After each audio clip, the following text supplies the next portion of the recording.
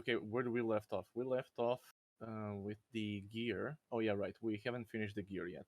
Okay, so we're just gonna finish that first. By the way, guys, I mean, feel free to ask me anything if you want to ask, like in the middle of my rambling. So no worries about that. Okay. Okay. So let's just continue with this. Let's just go fill out the rings, the belts, the flasks, and the jewel sockets. This is just going to be a kind of like an outline, so we don't need to worry about too much about these items. So let's just do some. Since this is going to be a pure elemental build, I think opal rings. Yeah, opal rings most likely are going to be optimal if you're going to go for rare rings. So we can just put that for now. Do you perhaps remember? Could you post the POB again? I'm not sure if I can find it to this character. I'm not sure. Is it in lobby? Also, yeah. Okay, got it. Yeah, got it. Yeah.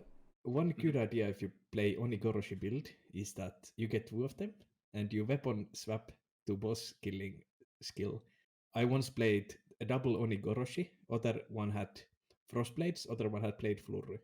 So for mapping, I used the frostblades, and when I got to the boss, I just pressed the weapon swap key, and then I had blade flurry, and it was so easy to kill the bosses. That's pretty 5-head actually. That's Yeah, you know. and that's what we actually discussed the last time. You could use the weapon swap, but only if you have like 2 6 links. So I mean, that's a classic good idea, right? But then you need to have both. You need to have 2 Oni-goroshis. But yeah, for sure, definitely, we can make an alternative. We could use an alternative skill with another Oni-goroshi and just use that for bossing and this for clearing. That could be. Yeah, we can do that for sure, for sure. Okay, well, let me just add this real quick. Let's just go some life.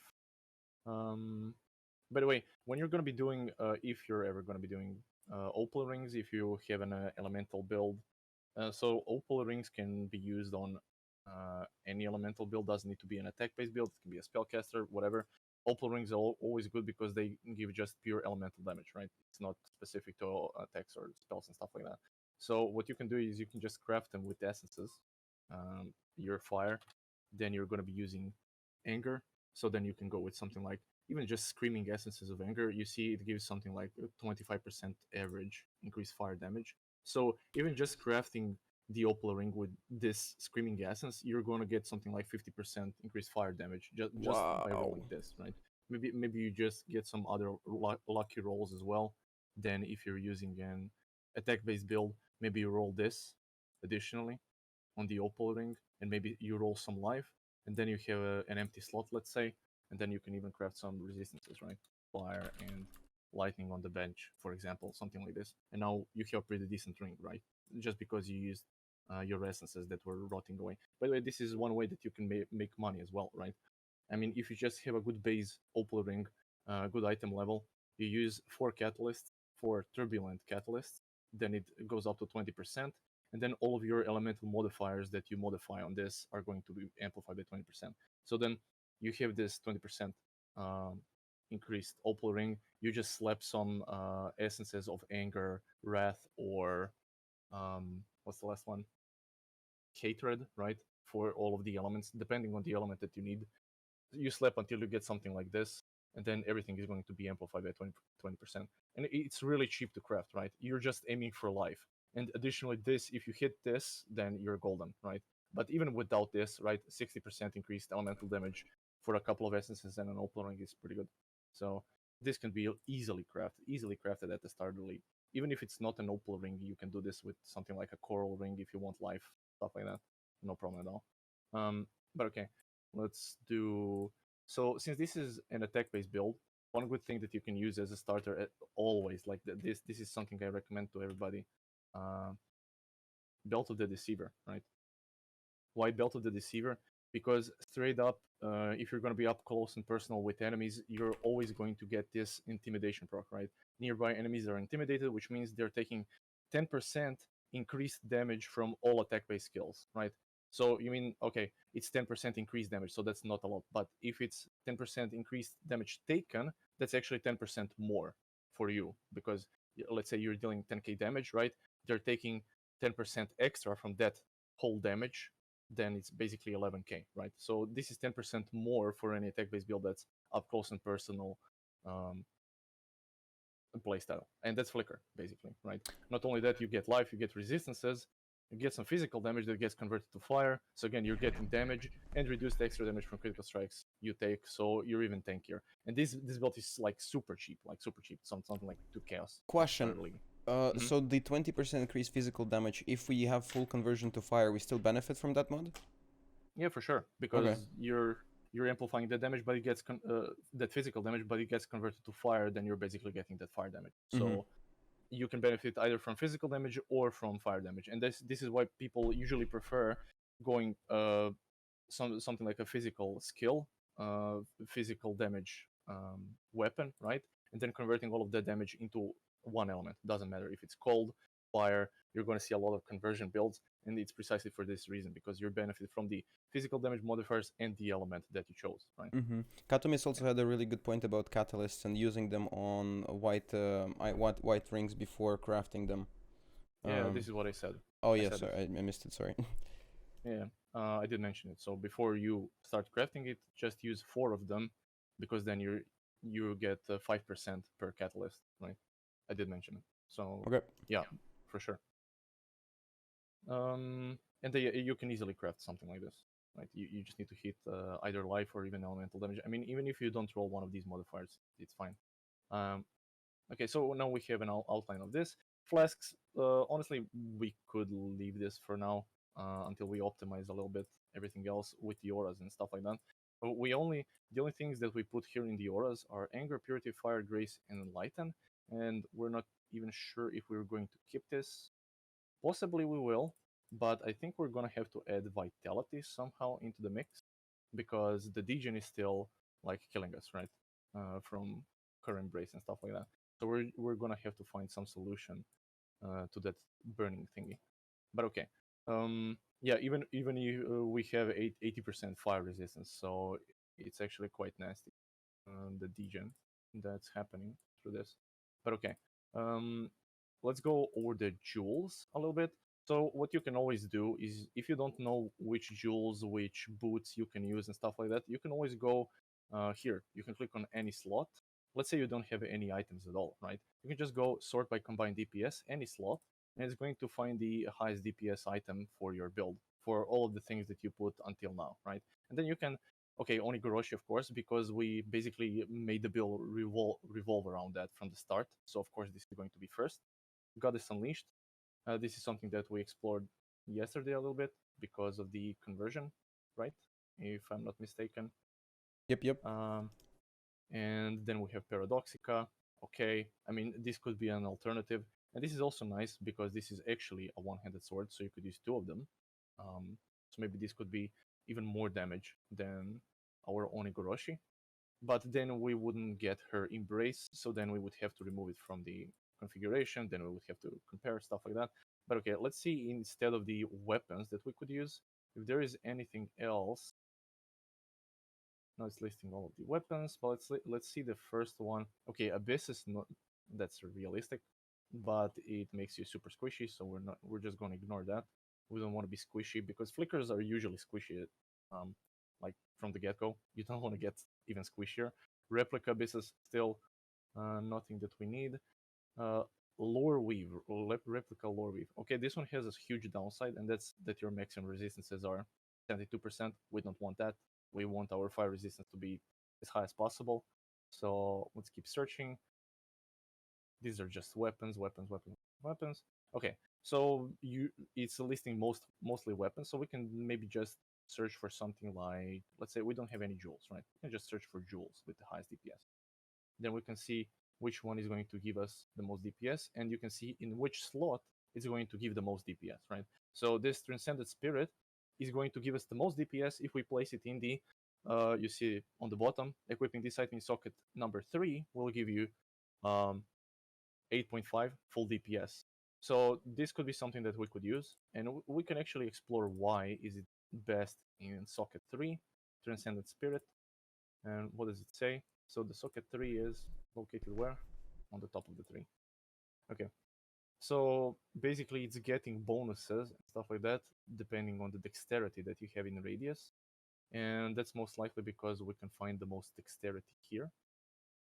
Yeah. So we're getting the most damage out of this portion of the tree. Why though? Oh, because of the accuracy, right? So if we remove it, you see our hit chance goes from 91% to 96%, quite a bit. So maybe we can consider, instead of this, maybe we could just get accuracy elsewhere, right? So there are these kind of nodes, example here, 3 nodes.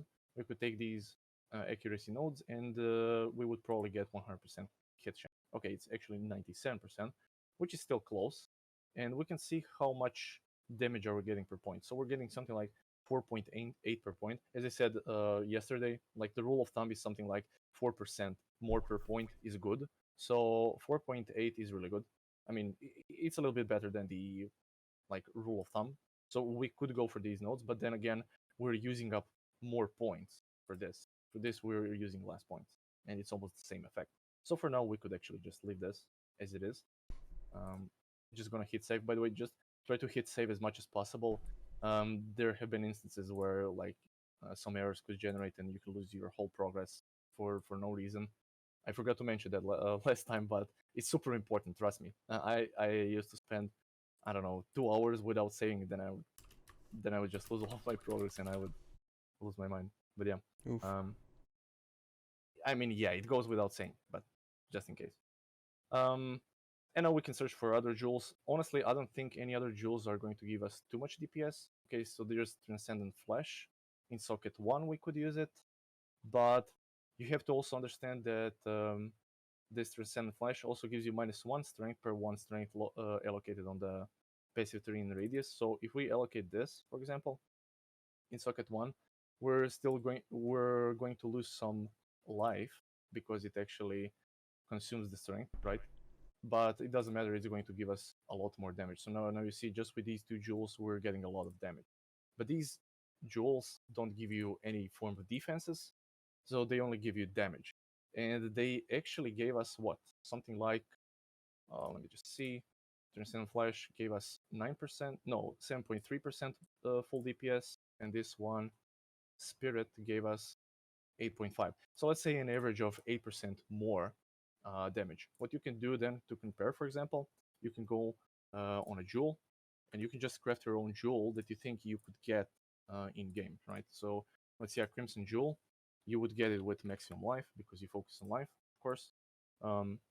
And then you would search for damage modifiers, right? So the modifiers that are going to give you the most damage. An easy way to check how much damage you're going to get. So for example, we're making a crit build, right? We're focusing on crit quite a bit. We could type in multiplier, and then we could go with one-handed melee weapons, because Oni-goroshi is actually a one-handed weapon, even though it takes 2. And then if we click this, you'll see that numbers are going to change. So now you see that basically with all of this, we're just getting 2.8% damage. If we remove this, actually still 2. What am I missing? Oh, okay, it changes the full DPS. Oh yeah, it's actually 4. Okay. Yeah, I was looking at the resistance, but yeah, it jumps up to 4.6. Okay. And then we can search for, let's say, increased melee critical strike chance, for example. Now it jumps to 5.2, which is not much. Maybe we could test with attack speed, see if some good attack speed roll would give us more. Let's say this, for example. This is a little bit more than the critical strike chance, and then you can just click on these modifiers and see which one is going to give you the most damage, right? Melee critical strike multiplier, this one goes up to 7.7. So of course, you're going to see a lot of these gems that just stack the critical multipliers, and that's basically just because it's a numbers game, right? It's going to give you the best numbers. But let's say you find something realistic. This would be super expensive, right? And this would be super mega expensive. Maybe you're missing attributes. So this is something that you can look for in jewels, and that's kind of important to mention. You can have a useful defensive stat, useful damage stat, and maybe you're missing a lot of intelligence, so maybe you can go for intelligence. And that would be ideal. Let's say we need just the base intelligence. We can add this to the build. and now we have 1 that's going to give us intelligence, 2 that's going to give us intelligence, 3 that's going to give us intelligence, but we're still not capped on intelligence, so we still need to do something about it. And if you think you're not going to get it on the rings, for example, maybe you went for that, what we did here. You just wanted as much damage on the rings as possible, so you wanted something like 90% fire damage, and you didn't want to focus on the attributes. Then what you could do is you could just spend 1 node on the tree, something like this. You get 30 intelligence, and now you're really close to the cap. And now the only thing that you need to do is maybe craft this intelligence somewhere else on the gear where you have an open suffix. So for example, the assassin garb, we have nothing crafted on top of it. Maybe we could go for the intelligence that we need, and then we could just craft something like strength and intelligence, for example. It's really good. I have Quite a bit. a couple of questions. When you add damage on top of, for example, right now if we have physical, we have fire. What if we have like add an additional like lightning damage, for example, or cold damage? In what order will it get calculated? So the order is displayed on.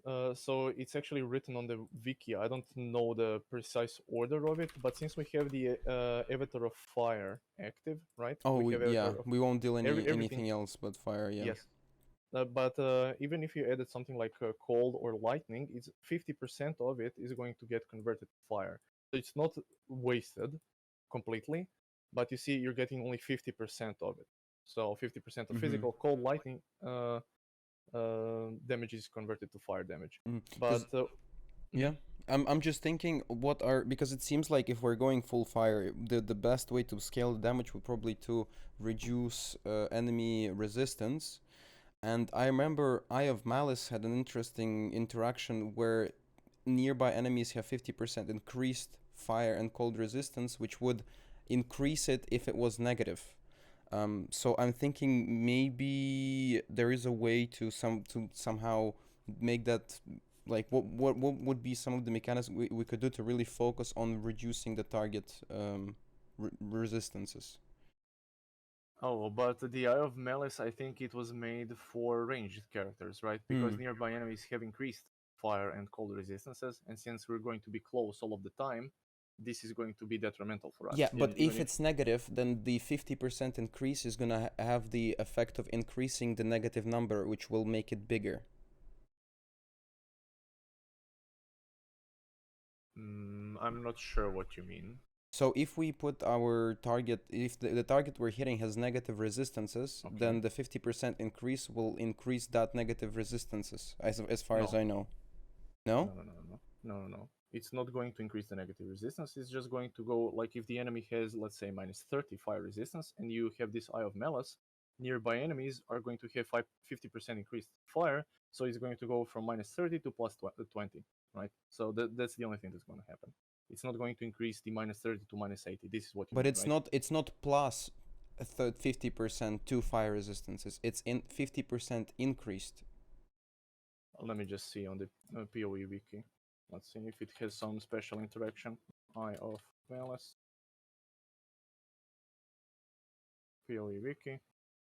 The mechanism is used in curse bots with a really high curse effect of 4 LE weakness. Also multiplies negative resistances. For example, if a monster's... Okay. Oh, I see. Ah, okay, yeah. So if we scale the right. curse effect of flammability, and then maybe we do something with that. Yeah, that is true. That would work, actually. Okay, I didn't know about this interaction. Oh. Yeah, nice. Okay. Yeah, I learned about this. Nice. So thanks for that. But yeah, Nice, for nice. sure. I mean, I can admit my mistake, like, for sure. Like, but this is also something that is not going to give us any defenses, right? It's going to give us some resistances, and that's about it. It gives us no life. Okay, it gives us evasion, which is good, because we're converting it to armor. It gives us resistances, but it gives us 0 life. But it could give us quite a bit of damage, actually. So this is something that you could use in this build, definitely, for sure. So we are going to be using flammability. We are using Xop's Blood. So Xop's Blood penetrates 10% fire resistance, right? But I'm not sure that lowers... Yeah, that doesn't lower the enemy resistance, right? So this wouldn't use like go hand in hand with the Eye of Malice, but flammability would for sure, and exposure would for sure. And this helmet actually inflicts fire exposure on hit. And the default fire exposure, as far as I know, is minus 15%. Correct me if I'm wrong. So minus 15% plus the flammability would be how much? Minus 44. Yeah, it would be something like minus 60 fire resistance, which will be amplified by this. So it could be quite a bit of 90. damage. And we can actually check. Let's say we place it. Add this to the build. Okay, now it's going to lower, but okay. And let's just assume the enemy is exposed to fire. Yeah, as soon as it's exposed to fire, the damage jumps quite a bit. Do we need to but manually change other, like, so when you go in configuration, the enemy fire resistances, do you ever fuck around with that, or is that... Yeah, I don't fuck around with that Mhm. usually, because it usually takes some kind of average, right? But it assumes it's going to be 50, but it's some creeps have 0, right? Or they have, I don't know, minus something. I'm not sure if they actually have minus something, but let's say if we place 50, yeah, it doesn't change. 0, it doesn't change. I'm not sure why it doesn't change though for this, but let's go with this. Yeah, if it's minus 50, if you get minus 50 on the enemy, you see what the Eye of Malice does. That's insane, actually. Mm-hmm. But yeah, on average, they're going to have something like 50 resistances. Mhm. So if we reduce 60 from them, it's going to be something like minus 10, let's say. Assume. So yeah, it gives us quite a bit of damage, like the Eye of Malice. And if we remove it and place the Lion Pelt, yeah, you can see the damage difference. So it's something like 200k difference. It's actually not that bad. The advantage of a rare helmet, though, is that it's going to have life, and you're going to be able to use something like this, mana reservation efficiency, or reduced mana cost of skills, or even the Eldritch modifiers, the other Eldritch modifiers that we can There use. are some good points that people are dropping in chat right now. There is a bit of a discussion going on. Okay. Let me see. Okay. So starting with the, I think, D-Double about the mechanisms used. Oh, the curse bot, we got that. Oh, I see. Yeah. Mm-hmm. So yeah, what Katamis is saying is that the mechanic of lowering enemy resistance is not as good as Omni, which I suppose, but Omni is going to be hella expensive. I don't know how expensive Omniscience Item is super is. expensive. Yeah, Omniscience is super expensive, especially at the start of the league. Like, we're trying to make a build that could be potentially used early on. But yeah, Omniscience for sure is going to be better, and then you wouldn't go with the opal rings, you would go with... okay, yeah, you would go with the opal rings, but you would go with attribute stacking. So instead of throwing anger essences on top of it, you would be using the attribute essence. So something like strength essences, intelligence, whatnot. You would just go with attribute stacking in general. Yeah. But also Omniscience doesn't give you anything, how would I say it? It does give you defenses regarding, what do you call it, resistances, but it's actually getting nerfed this league. I'm not sure if you guys read it, but it's getting nerfed. So instead of per 10 attributes, you're getting 1%. Per 15 attributes, you're getting 1%. It's going to be a bit worse this league as well. But let's see what else. Yeah, I guess the double curse part seems pretty fair. So getting elemental weakness on this would also probably be possible. Like, I don't know how hard would it be to actually get a second curse on in this part of the tree. Yeah. So what you would either need to go here with the Whispers of Doom. You could get this through the anointment. You could just anoint it, but it's gonna be 3 golden oils, super expensive. You could get that on the amulet, and then you could apply 2 curses, but then you need to think about how you're going to apply them, right? You don't want to just come to the boss, place 2 totems, curse it 2 times manually. You want some of it. Hey, hello. You want some of it to be automated, right? So usually what people do is they automate the curses at least, or they don't use the totems, just so it doesn't get too, how would I say, too busy, right? Because like this, let's say, so we're making a build from scratch, actually. So there was a suggestion from Xpym that he would like if we could make a flicker from 0 using the Oni-goroshi Charan sword. So that's basically what we're doing. We use the this sword as the base. Of course, it gets damage per levels and stuff like that, but also we get her embrace, which we need to build around. We need to cover the degen, but we also get the fire damage. And then my idea was, since we're also getting that damage from physical as extra fire, then you're basically can actually go full conversion to fire, and maybe we can just completely focus on fire damage just by scaling the physical damage of the sword, right? And then we went for Avatar of Fire. Somebody yesterday had a good suggestion that we could use Xop's Blood to get the Avatar of Fire, because Avatar of Fire is pretty far on the tree, and because of that, we don't need to use the Watcher's Eye to get the conversion. We can just get the rest of the conversion from the gloves. So we get some conversion here, physical damage converted to fire. We get some conversion here from the mastery, and the rest of it is from Avatar of Fire, the 50%.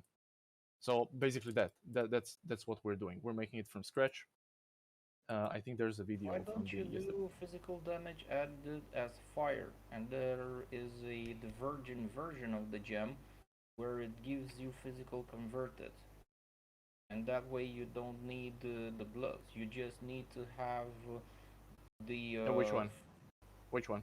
the virgin. It's added fire, added physical damage added as fire, and it's a version I think which okay that one converted That one. into fire. You got 40%. You got 40% from the skill. You got 20 from the gem, and then you got 50 from the avatar, giving you 110. Yeah, for sure. You can go that route as well. For sure, definitely. But that's also an option. I mean, why not? Especially if you're going to be listing the gems and you're going to be seeing added fire that's going to be close here to the damage done, then they'll be great. But these gems are dealing more damage, so that's why we kept with this, right? But yeah, we basically covered all of the conversion with literally almost zero effort. So we get 40% here, Avatar of Fire is 50%. The only thing you need is 10%. You can get 10% either with the implicit on gloves or the explicit on the gloves. Like it's super simple. No need to complicate any further, right? And plus, added fire doesn't deal as much damage as these support gems, right? So that's kind of the idea. But yeah, for sure, you could go with added fire, but then you would have to swap out, let's say, this last one, because this one deals the least amount of damage. We place added fire, we go divergent, which is also kind of an issue. Bro. You added What? fortify. You can take fortification in the tree. Yeah, but then again, you're sacrificing something else to get the nodes on the tree, right? Then we would not need to path to the fortify, and then we would lose some nodes, right? So again, instead of taking those nodes, maybe we could have taken a cluster that was much more worth in damage, right? We're But going this to is optimize what the it's about, just like optimizing, seeing like different options, how we could get the conversion this way, we can get conversion the other way, and then I guess getting a bunch of versions of the same build and seeing, just comparing how it looks and feels. Yeah, for sure. And also, divergent gems are usually not that common at the start of the league. So this is also something that I wouldn't place just because we're making something that people couldn't potentially play at the start of the league, right? So, I mean, Oni-goroshi you could It farm got at the start, buffed. right? The mechanic got buffed. What's it called? The heist got Heist? buffed. Yeah, Oh, it nice. got buffed because of the dropping of divine orbs. So from what I remember reading in the patch notes, I think they increased the drop rate. So everybody was gonna go. I mean, not everybody. A huge percentage is gonna go in heist, meaning that if they do heist for currency, they're also gonna do heist for the gems. So the probability of having those gems in the few days of the start week is higher than before. Okay, yeah, for sure. Definitely valid information. Absolutely, I absolutely agree. But that's also an alternative if you want to do it. You could swap out fortify. You could place your added fire with the divergent. You can get it that way. But I see no qualms with just getting it on the gloves with one eldritch.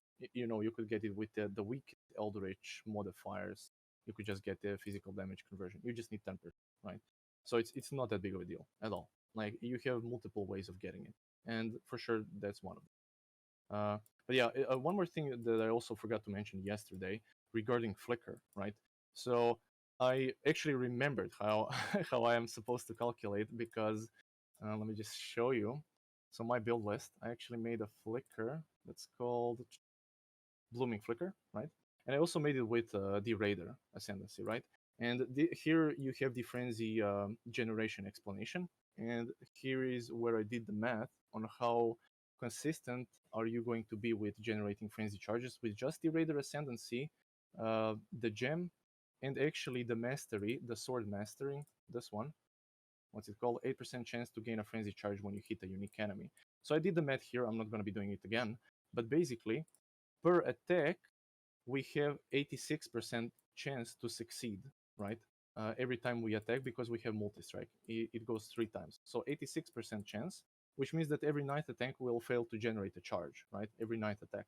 But what covers this is the inherent charge that Flicker refreshes every 2 seconds. So this is not something that you need to worry about. But if you think your attack speed is too high and you're actually not generating the frenzy charges fast enough, you can always go with the helmet enchant. You can always go with the helmet enchant. That gives you, instead of increased flicker strike damage per frenzy charge, you could just go with the 30% cooldown reduction, and then it's going to consume this base cooldown more often, right? It's not going to be 2 seconds, it's going to be 1.4 seconds, which is going to be consistent enough for you to consistently generate frenzy charges and flicker. But yeah, this is something I forgot to mention yesterday, so I'm just mentioning it now, so everybody can understand it. Okay, so that covers frenzy generation. That covers the conversion, stuff like that. We place some gems. We can start thinking about some flasks, but flasks I like to place last because I like to see my DPS before I like to see my character DPS before placing flasks. Flasks are kind of inconsistent unless you have something like Mage Blood, then it's consistent DPS, right? Like this, it's not really consistent DPS. One more thing, since we're using these totems are used to like buff attack skills, and you're going to see like if we disable these, the damage drops drastically.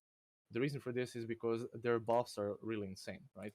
And not only that, we amplify these buffs by taking these nodes on the bottom here, Panopticon. So every time we summon these totems, you see 50% effect of our buffs are is going to be increased, right? So it's going to be 50% stronger.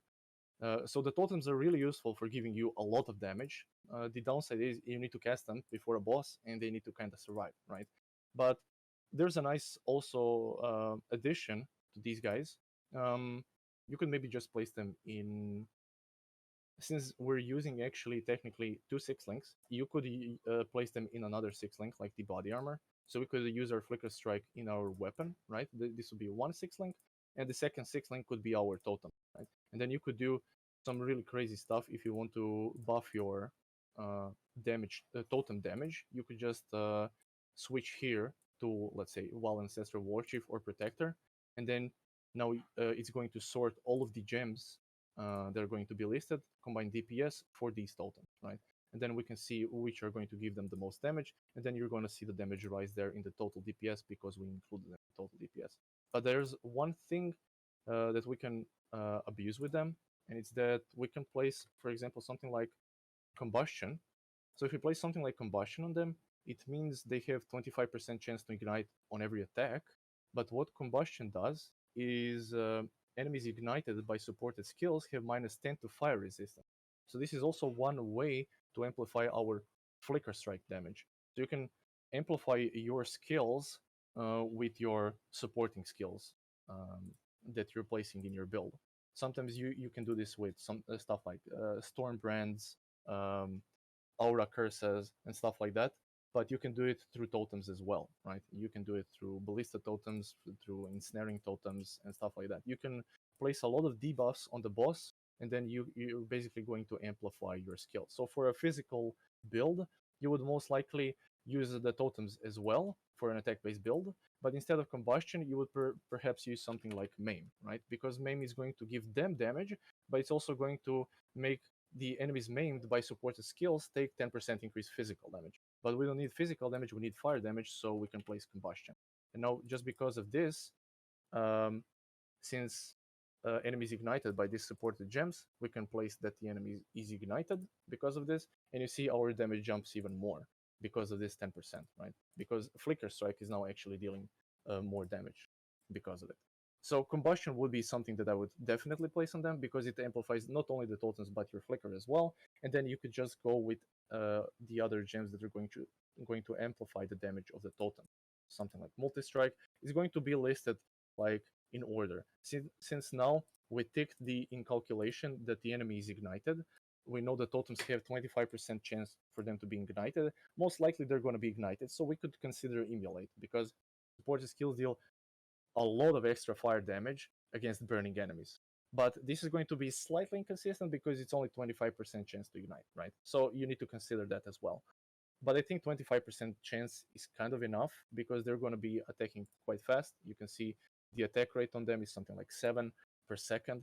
So they're pretty much going to be ignited all the time. So you can just place emulate for maximum damage, let's say elemental damage with attacks. And now you have a second 6-link. Well, basically this is a double 5-link, right? Because Ancestral Protector is benefiting from all of these supports, and Dival Ancestral Warchief is also benefiting from all of these supports. So this is a double 5-link. So we're getting quite a bit of damage just from the totems. If we just disable all of this whole combination, you see if we remove it from the DPS, like our damage literally halves. And that's because of their buffs and because of the damage that they are dealing. Because they're basically mimicking your skill. The Ancestral Warships are basically mimicking your damage from your sword. And this is going to be Oni-goroshi, which scales with your levels and stuff like that. Okay. Any questions? Any suggestions? No? Okay. Okay. So for now, we have this flammability here. And basically what we're doing currently is we're manually casting this flammability, and we're basically manually getting the curse on the bosses, on the creeps, and that's kind of unrealistic. For example, for clearing maps, but for clearing maps, you're not gonna be so much concerned about the damage. But this is also, you see, only 200k damage. So maybe instead of flammability, we could search for another curse skill that's going to give us more. And how can we search for this? We're just going to go back to Flicker Strike. Just make sure to always go back to your main skill when you're searching for either auras that are going to amplify your build, or if you're searching for curses that are going to amplify your build, make sure to just switch back to your main skill. It happened to me that I left Flame Dash or something here, and then it would list the wrong gems. It would calculate the damage for the Flame Dash, which you don't want to get calculated. So okay, we have Flicker Strike here, and now we can check which gems are going to give us the most damage, right? It suggests Berserk, it suggests an aura, Precision, and the reason why Precision is giving us so much damage is because, first off, we're not capped on accuracy. Precision gives us a lot of accuracy, and we are a crit-based build, and Precision gives also crit chance as well. So for sure, we can use Precision. Problem is, we don't have enough reservation. But Precision is kind of unique regarding auras. It doesn't have a percent reservation. We could just lower it to something like level 1. And now we're still going to get some benefits from Precision. So you see our hit chance went from 91 to 93. We got some crit chance, but we can also maybe sustain our mana. Maybe. We currently can. We're going to... Yeah, for sure. We're going to get to it.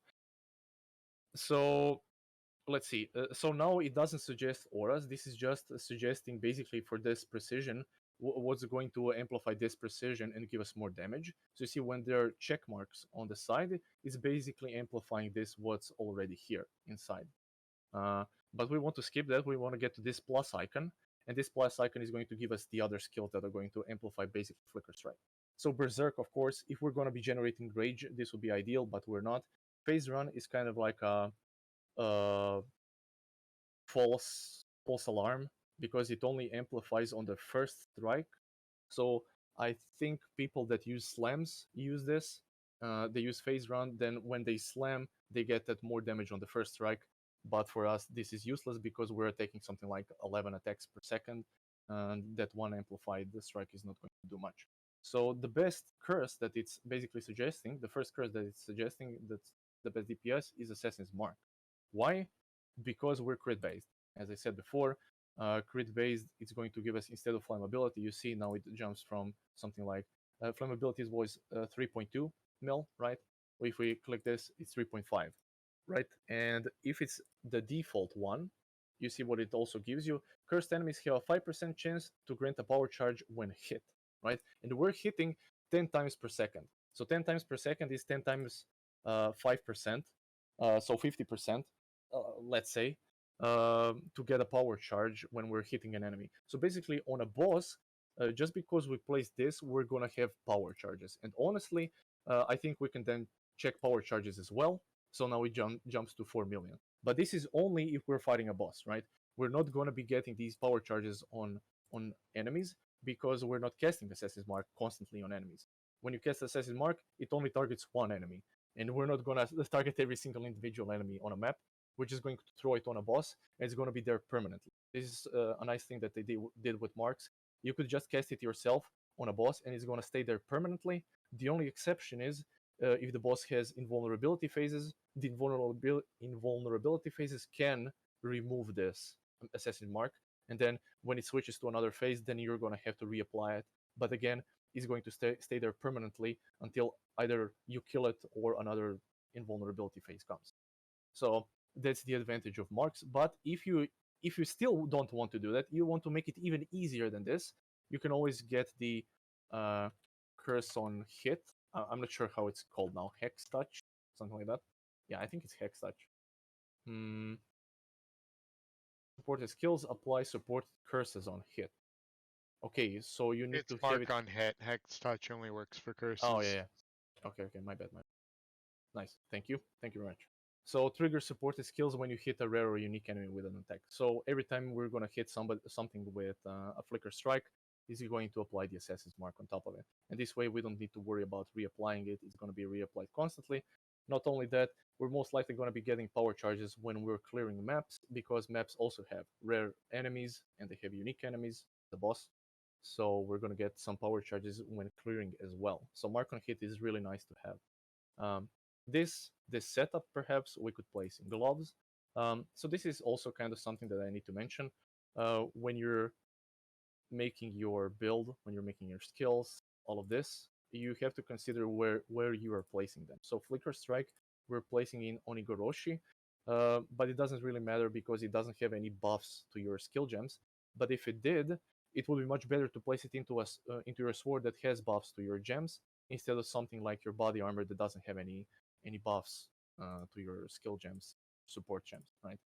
So for example, if we had this chest piece, Assassin's Garb, and let's say we found it corrupted and it had something like, let's say, +1 to socketed gems. It had this corruption, right? Then it would be important where we are placing our Flicker Strike. Do we want to improve the Flicker Strike with +1 to all socketed gems, or do we want to improve our totems with +1 to socketed gems? So honestly, that would probably be Flicker, and then we would switch the positions. Then we would place this,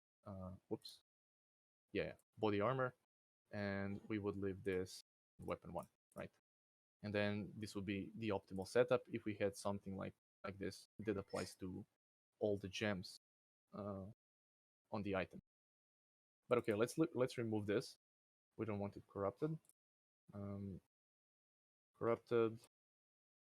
Boom. There we go. Save. And yeah, we can just leave it like this for now. But okay. So we have the auras. We know that we're going to need Enlighten 3, but also something that we noticed is that our Flicker Strike actually costs 42 mana, and we only have unreserved mana 30 mana. So we need to do something about this. What we can do is we can either go with getting more mana, but that's kind of a bad way of going about it. A better way, what we could do is going for more mana reservation efficiency. So we could look for an alternative way of getting that. And also what we could do is on the opal rings, instead of crafting something like this, fire or lightning resistances, or using a unique amulet, we could just on our jewelry, excluding the belt can't get this, we could get the Elerion modifiers. So this is usually what people opt into. So instead of crafting something like this, we would craft something like mana cost -7 to mana cost total mana skills. So we would do something like this. Oops, I went the wrong way. Save, and now suddenly we are within the limit of the unreserved mana. But the problem is our attack rate is still too high. How you can check how much mana you're consuming? You can remove the multi-strike gem, and then you can see the actual attack rate. So 7 times you return it back, 7 times 28, that will be your mana consumption. So we can go on calculator, 7 times 28 is something like 200 mana per second, right? So we're consuming 200 mana per second. The reason why I removed this multi-strike when taking this information attack rate into the calculation is because the attacks that the multi-strike produces doesn't actually consume mana, right? So the additional strikes don't consume the mana, and this is why we calculate the 7.06 times 28 when we return it back. Okay, so for people that didn't understand that one, and that's going to be something like 200 mana per second. Okay, so the idea would be we would need either some form of mana leech to cover that, so we can still cast it, right? We can cast it once, and then we're going to be out of mana, and the region is going to be super low, so it's not going to be restored that fast, right? But if we place the mana leech, so we take the mana leech, suddenly we have 126 mana per second, right? And we would need to get to something like 200 because we calculated 200 for it to cover that. But not only that, we shouldn't have just one instance that we can cast, right? If we just have 30 mana and we just wait 28 mana immediately, it's not going to have enough time to restore that mana just because the capacity is so low, right? But if you have something like 60 mana and then you cast it 2 times in a row, it had the time to restore that mana leech in the meantime, right? And of course, it needs to cover the cost of how much we're spending.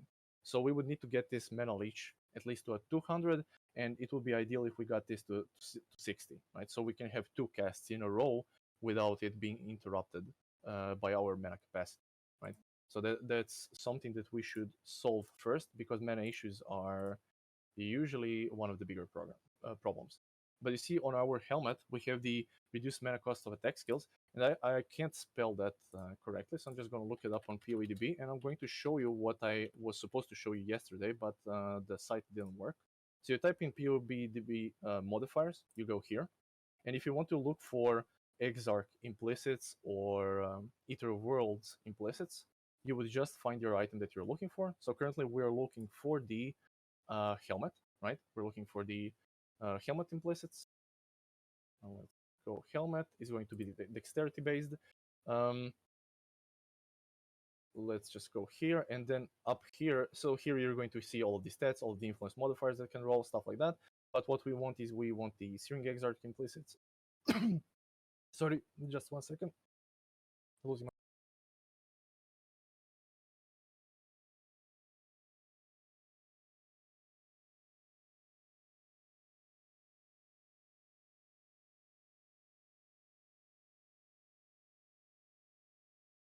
I think I'm fine. No, I'm not fine.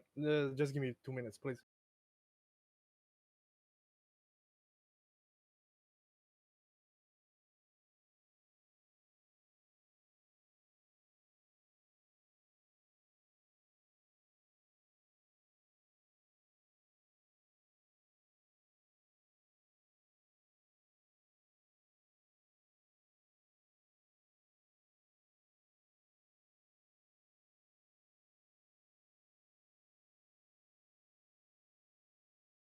Okay, I'm back. Sorry, I had to drink some water. I literally lost my voice there. Yeah. Okay. So yeah, I also noticed here somebody said inspiration. This is actually an excellent idea that you can lower your mana cost. Not only because it reduces the costs of your skills, but also because we're an elemental based build, and inspiration is excellent for that. I'm just going to show you why. So let's just see if these gems are the best regarding damage. We want to keep Fortify Multistrike for now. Fortify is good defensive mechanics, so I'm just going to leave it for now. Immolate, remember, we're only getting the Burning Ignite from the totems, so we don't want to depend on that on our main skill, even though it's the first one here, unless we get some kind of burning procs somewhere, right? Then so Immolate, we're only getting the burning procs from the totems. But if we're going to be clearing maps, we're not going to be placing totems most of the time. Yes, we... Wait, does it have a basic ignite? Yeah, every time you crit, every time you crit, you do get ignite. But for now, it's only 50% chance, right? So this is also something that we need to consider. But okay, we do strike a lot of times per second, so maybe it's going to be good if we raise the critical strike chance even more, like to something like 60%, 70%. Then yeah, for sure, use immolate, right? And because every time, yeah, correct. If you crit, you're going to be igniting. But until you get that critical strike chance to a higher level, I wouldn't. But yeah, it would be more damage, definitely. For now, we're just going to leave this.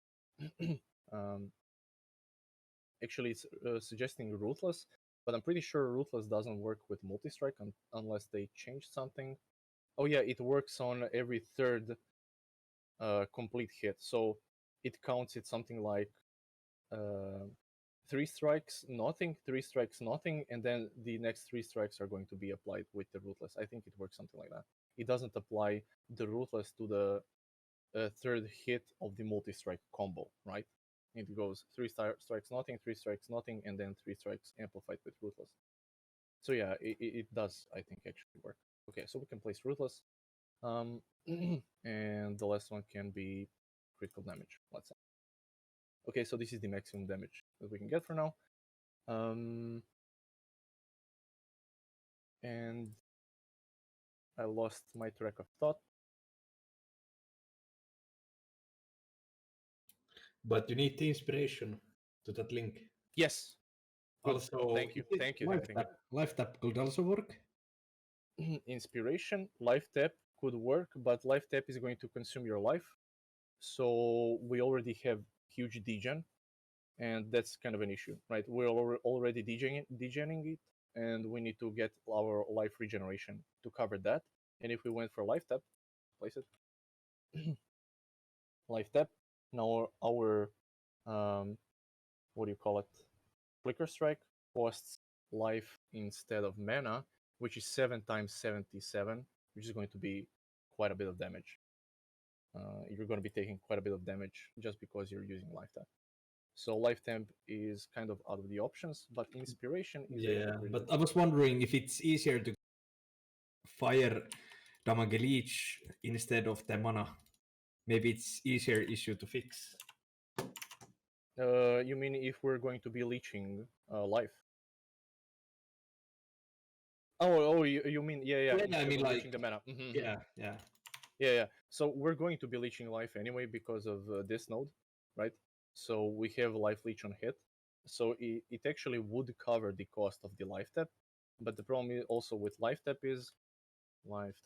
that it doesn't actually give us damage, right? So we're not going to be getting any damage from it. Plus, we're going to be kind of killing ourselves, and it's not going to work well with the degen that we already have, right? So now currently we're actually covered. We covered the degen with our life leech and our life regen, right? So the net life degen is something like 300, but we're leeching something like 900.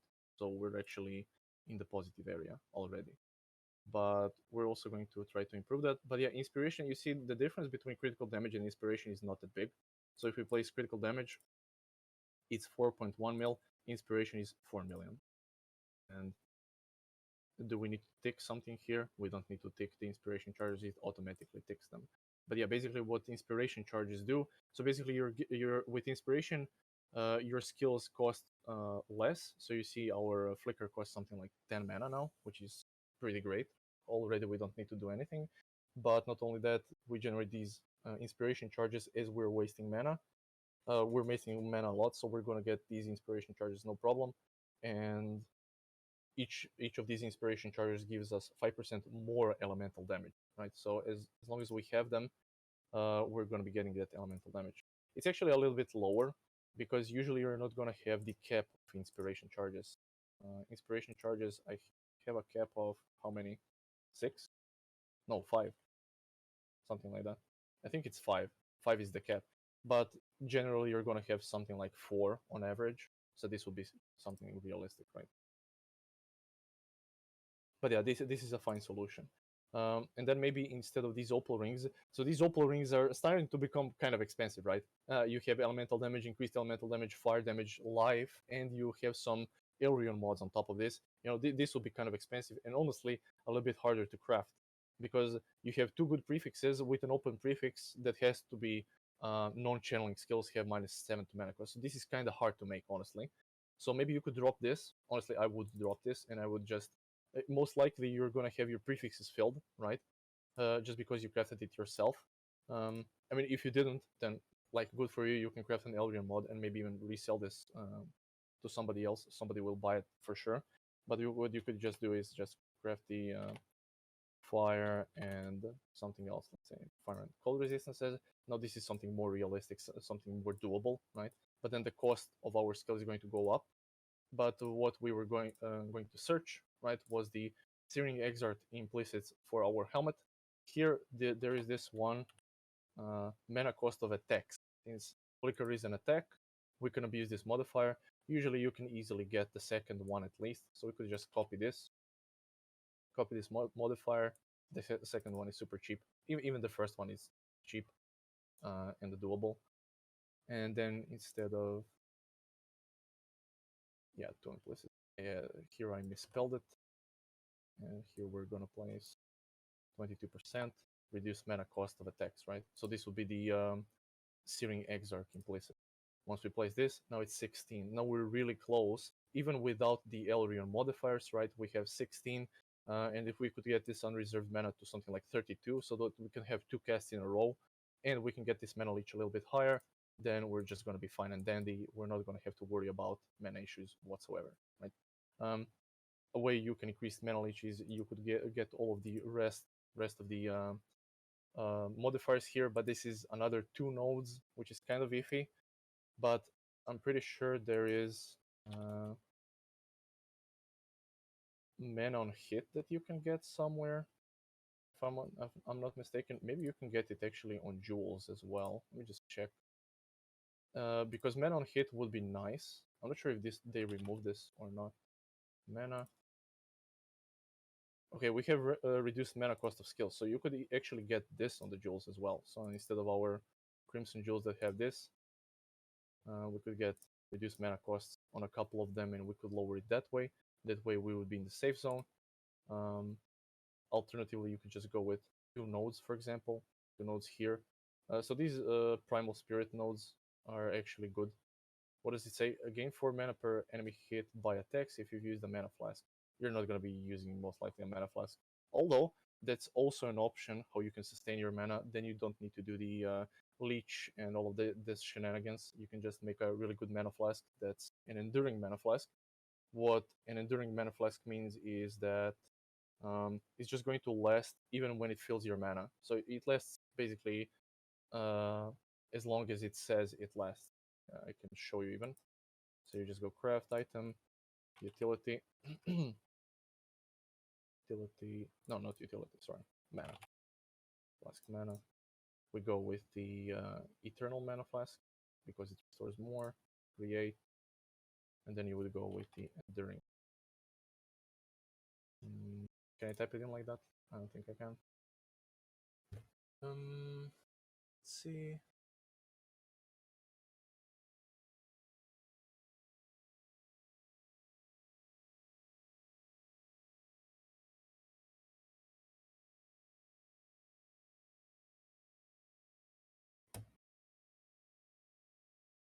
Yeah, that one, enduring. Yeah, nice.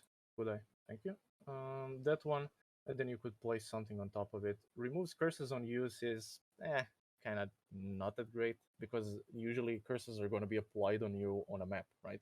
So if the map says players are cursed with vulnerability, you're going to use this and nothing will happen because it will just reapply. So it's usually just better to go with the curse reduction on you. And this one is kind of useless, honestly. Immunity to bleeding would be nice because it's an enduring, it's going to last forever.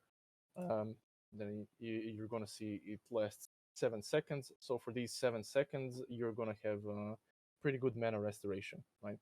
And then you don't need to worry about mana issues at all because you have this mana flask. But yeah, honestly, we're not gonna be using that. We're just gonna, if you want to, as I said. So for example, where did we place the yeah, on the Crimson Jewels. So this Crimson Jewel is kind of stretched, right? There's intelligence, there's multiplier, there's mixing life. No way you're gonna get this on start. So we're just gonna remove this, the mana cost. Now the mana cost is a little bit higher, but what you can do is instead of that, you can just take 2 mana nodes, either here or let's say here on the leech nodes, and you're basically gonna be in the good zone because now it's 16 under 42 unreserved mana, and that's going to be good enough, right? Mana leech is also fine now because not only are you getting 160 mana leech, you're also getting some mana regen, 20 mana regen, which is going to be 180. How much was it? It was 190. So you would need a little bit more somewhere. Mana cost, maybe one of the jewels you would get reduced mana cost, and you would be fine with your mana costs. Or you could just get a little bit stronger modifier here on the helmet, or on one of the rings you could get the Elrian modifier. So that would be the easiest, right?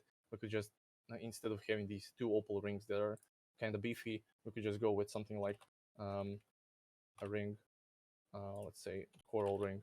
That would be realistic, honestly, and the easiest to do. You would just go with the coral ring, maximum life, let's say tier 1 modifier. Why not? You will have an open prefix, so you can craft the non-channeling. Skills have minus mana cost. Bada bing, bada boom.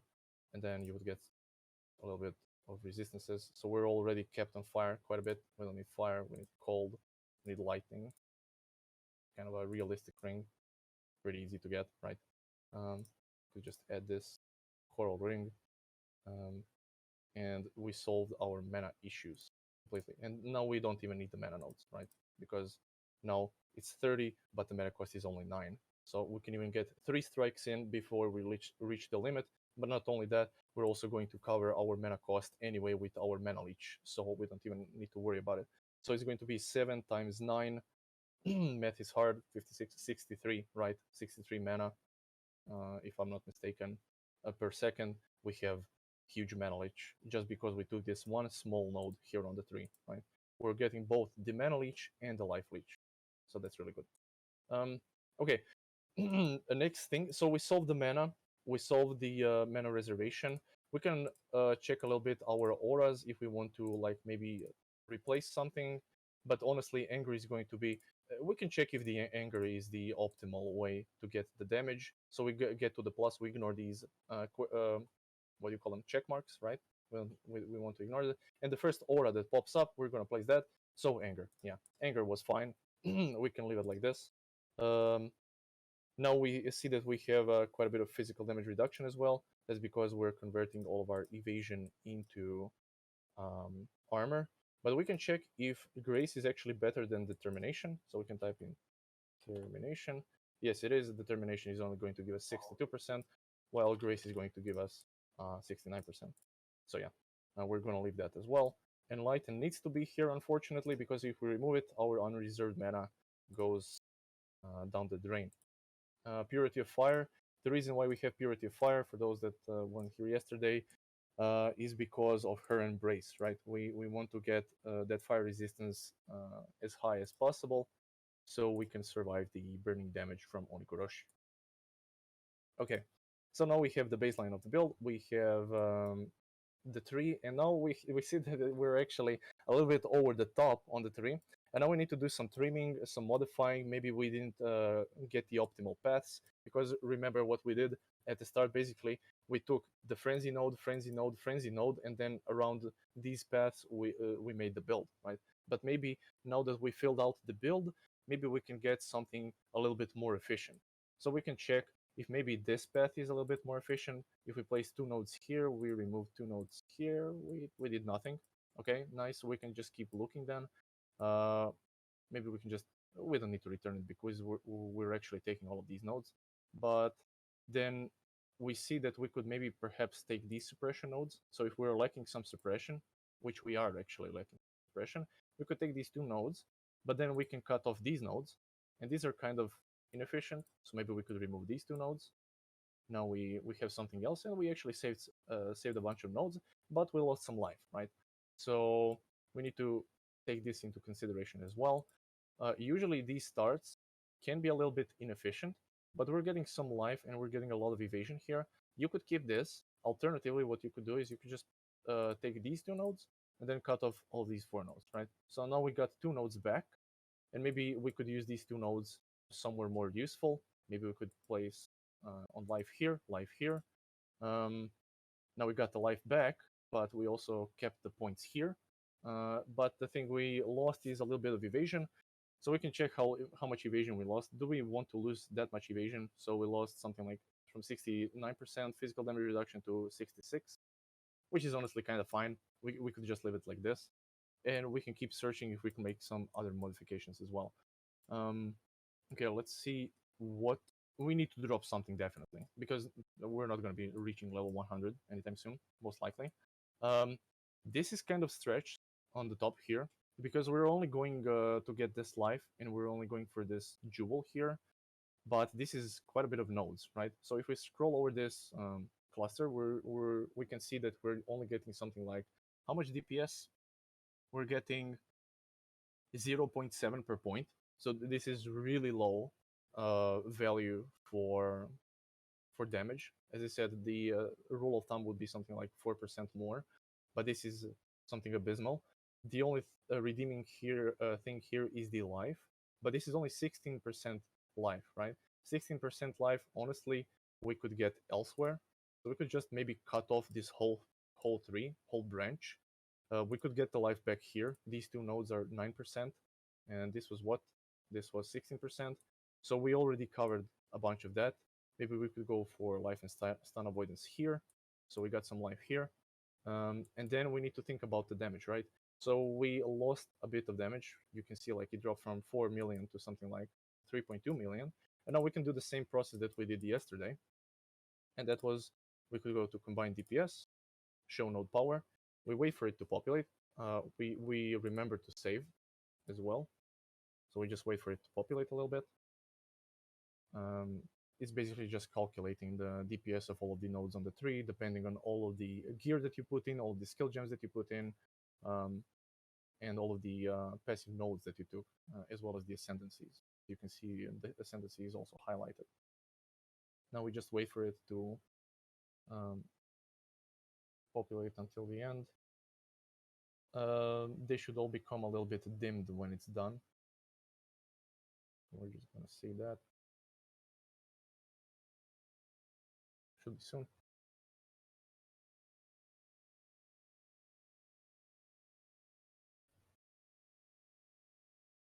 There we go. Now it calculated everything. You can move your stuff. And now here we go under the show power report on the bottom right. We click on that. We click on per point as we did yesterday. And now we look where we can get the most DPS that we lost on the top of the tree, right? We lost a bunch of points. We lost 7 points, but we also wanted to lose them because 100 level 100 is kind of hard to get, right? But if we can get something really good out of these points, maybe we can take it. So for example, this is being offered to us. The reason for it is that we placed a mark in our build, and that one is the Assassin's Mark. So because we placed Assassin's Mark, now the power report is showing that the mark cluster is going to give us quite a bit of damage. One more thing that you can get here is this one, 25% increased effect of your marks. You see, if we just take this mastery, we're immediately getting 4.8% more damage, 5% more damage, which is really good. Enemies you marked are blinded. This is whatever. Movement speed, whatever. Life flasks when you hit an enemy. This could be kind of useful, but honestly, if you have life leech, if you have a lot of regen, you don't really care about this. Even though with this build, we're kind of going to be degenning when we are not leeching. So maybe this could be good to sustain our life on bosses. But for now, we're just going to go with the, what do you call it? With the increased effect of marks, which is nice. 5% more damage, and we can just leave it like this. Okay, so now it's level 97, kind of high, still kind of high. So we still need to like consider removing some of the nodes. What we can do easily is we could just go to the first node on the cluster. You can just go to the first node on the cluster, and then it's going to calculate every single one that's going to be dropped if you remove it, right? If we remove this first one, the other two drop as well, right? So then you can see how much you're getting per point if you remove them, if you currently have them, right? So if you currently have them, we are getting 3.6 per point, right? Which is actually pretty decent. We can check this node and all of the ones that are going to be removed if we click this one. And this one is only 2% more per point. So this would be much better to remove than this one, for example. We can also check if there's some additional stats on the passive nodes here, because for some reason they're dealing less damage, but maybe it's a good reason.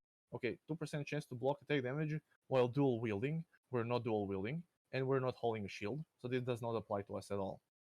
So we can, with like no qualms, just remove these top three, right? Alternatively, of course, we can check the other three here, but I know this one is much better because this is just pure critical strike chance and multiplier. So this one is going to be like 5% more per point. You see, like this is super insane. We're just going to leave that as it is, but this one we're going to remove. And now we have something realistic. We have something like level 93. We can place our level to that level 93. We can check our spell suppression again. Spell suppression is 99% chance, but what they did say is they're going to buff the passive trees for spell suppression on the tree. So actually, we're going to be a little bit over cap on spell suppression. So if you want, we could actually remove some of the nodes. Since we took all of these life nodes anyway, maybe we could reinstate what we had before here, down here. We could take these nodes, we could remove these nodes, and then we could remove these spell suppression nodes, right? Now we get 1 point back as well, because I know that they're going to buff spell suppression in this next league on the passive skill 3. And for you guys that weren't here yesterday, yes, they're going to nerf spell suppression on the items, but we preemptively set these spell suppression values not to tier 1, but we set them to something like tier 3. So this is going to be realistic spell suppression. It's most likely going to be, so these ones that were tier 3 are most likely going to be something like tier 2 now or tier 1 now, which is still going to be doable, right? You're still going to be able to get them. So it's nothing unrealistic. So we're basically capped on spell suppression. That's good. We covered our degen more or less. We can work on it a little bit more perhaps with I keep saying vitality, but vitality is also something that probably we couldn't squeeze in our currently. I think there is a circle also close to the suppression thing that lets it 100% reduced reservation. Yes, precisely. We could maybe try. And that is something that we could use for sure. But you saw that it is really stretched already. We have 9 mana cost to 30 unreserved mana. Yeah. So it's, even if we just placed vitality, we could place it at level 1 most likely. So we could go vitality. So level 20 definitely not, because it becomes unreserved. So now, okay, even we can even squeeze in 2 strikes, right? We can squeeze in two strikes, and most likely it would work, but that would be considering that we are precisely level 92, because when you increase your levels, you're getting mana as well, right? So you can't be level 90, because suddenly you can't do 2 strikes, right? Because you're level 90. But when you're level 92, okay, now you can. When you're level 93, now you can. So that's also something that we need to take. But also, we're just getting vitality level 1, right? So you see the region, the net life region, it doesn't change much. With just this small change, nothing happens. What we would need is something like level 21 vitality, and then it becomes something reasonable. But again, we're in the negative with mana reservation. What we could do to mitigate this is we could go with another anointment. For example, we could go with the anointment that provides the mana reservation from efficiency from here, for example, mana reservation from here, for example. So this one would be optimal because this one is 12%. This one is the highest, as far as I know. Notables. Yeah, this one isn't mana reservation efficiency either. So this one is 12%, and this one here is how much? 8%. So yeah, that one for 12% could be good, perhaps. So we could just test it out. Everything that you want to test out, you can just do it immediately. No problem at all. Let's just save quickly. Let me find Xop's Blood. Anoint. Then we would remove the Blade Master. We would lose a bunch of damage, most likely. but we can type in mana reservation. You can also type in these kind of explicit, implicit modifiers here as well. You don't need to type in the anointment name. So I can just type in mana reservation efficiency, and now I'm going to get all of the nodes that give me mana reservation efficiency. This one does nothing for us because we already took it on the tree. This one, mana reservation efficiency on mines, we don't care. Of heralds and sovereignty, this is the one that I mentioned. We're going to place this one, anoint, save. Now we can see the damage drop by quite a bit, something like 400k, quite a bit. And we can still see that it's still kind of scuffed. Our mana, unreserved mana, it's still not doable. You could even go the next step further. You could go with the essence craft on your assassin's garb. So you could craft it with the essences, for example. There's this essence for mana reservation efficiency. Let's say you craft it with a deafening one, so you get the best one, 10% mana reservation efficiency. Boom. Now it's fine. Now we could do it. 9 mana cost, unreserved mana 22. It could work like this, right? We could work in this vitality, but at what cost? At the cost of a lot of DPS and at the cost of mod slot on our body armor, right? So that's kind of the issue that we will face. But honestly, I don't think I would bother with this vitality. I would just remove it, honestly. I think, I mean, this is also one of the things that you would need to test in game a little bit to see how much 300 life degen per second actually hurts you. Because when you're flickering, okay, it's not going to be a problem. But her embrace lasts for how long? Do we have it listed here on the Discord? I think we had it somewhere here. We had it in the lobby, I think. Whoops, I don't want to leave the chat. Are you looking for her embrace? Yes. Embrace. I think it's in the lobby. Yeah. Yeah, let me just find it real quick. You can copy it as well. Yeah, I can find it here. I'll post it. In the lobby. Okay, I found it. So how long does it last? Does it say? No, it doesn't say here. Maybe on Oni-goroshi, gain her embrace for 3 seconds when you ignite an enemy. Okay, so we would have her embrace for 3 seconds after we hit an enemy with a critical strike, right? So we would still be degenning these 300 life per second even when we are not leeching, right? The leech lasts only as long as you're losing life, right? But as soon as it reaches your max life, you lose the leech unless you have overleech. And overleech you can only get from the Slayer Ascendancy, and now you're going to be able to get it from the Trickster, but only for energy shield, right? So we don't have the option of overleech. I think there's actually one belt that can grant you overleech as well. Let me just see. Overleech. No, I might have been mistaken. Okay. But basically, we don't have that option, so we would still be burning. So 330, was it that? Yeah, 330 life is something that we would lose after we stopped combat. So a simple life flask could mitigate that, or we could just get even a little bit more fire resistance, for example. So one way that you can also increase your maximum resistances, you're going to see some lack of resistances here just because I haven't been placing them realistically on the what do you call them, on the rare items. But you would have more resistances on these rare items, and you would not have so much fire resistance, right? So I placed fire resistance here, for example. Instead of this, we would be using cold resistance, say, and then instead of the assassin's garb here, okay, this is actually cold resistance, fire and cold, flint gloves.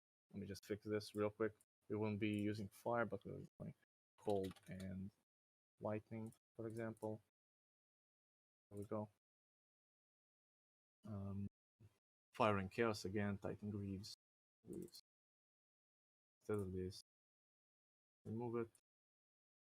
Something like cold and, say cold and lightning for now.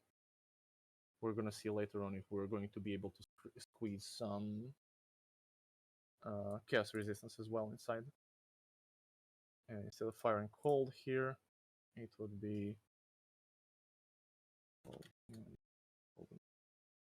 The reason why we don't need as much fire resistance on our gear is because we are actually using purity of fire, right? So because we have purity of fire, we're basically getting a lot of fire resistance from that aura. It's giving us what 41% fire resistance, so no problem there. But yeah, vitality, honestly for now I would leave it out, and I would also remove the modifier on our assassin's garb. The essence modifier, I would just remove it. There we go. And what else did I want to? Why does this have a double D suppression? Maybe I did something. Yeah, this is double for some reason. I'm not sure if the Exarch implicits can have the spell suppression, stuff like that. So maybe actually we would need to go. Oh no, it still lists 91%. Was it a bug? Yeah, it didn't apply at all. Okay, sure, whatever.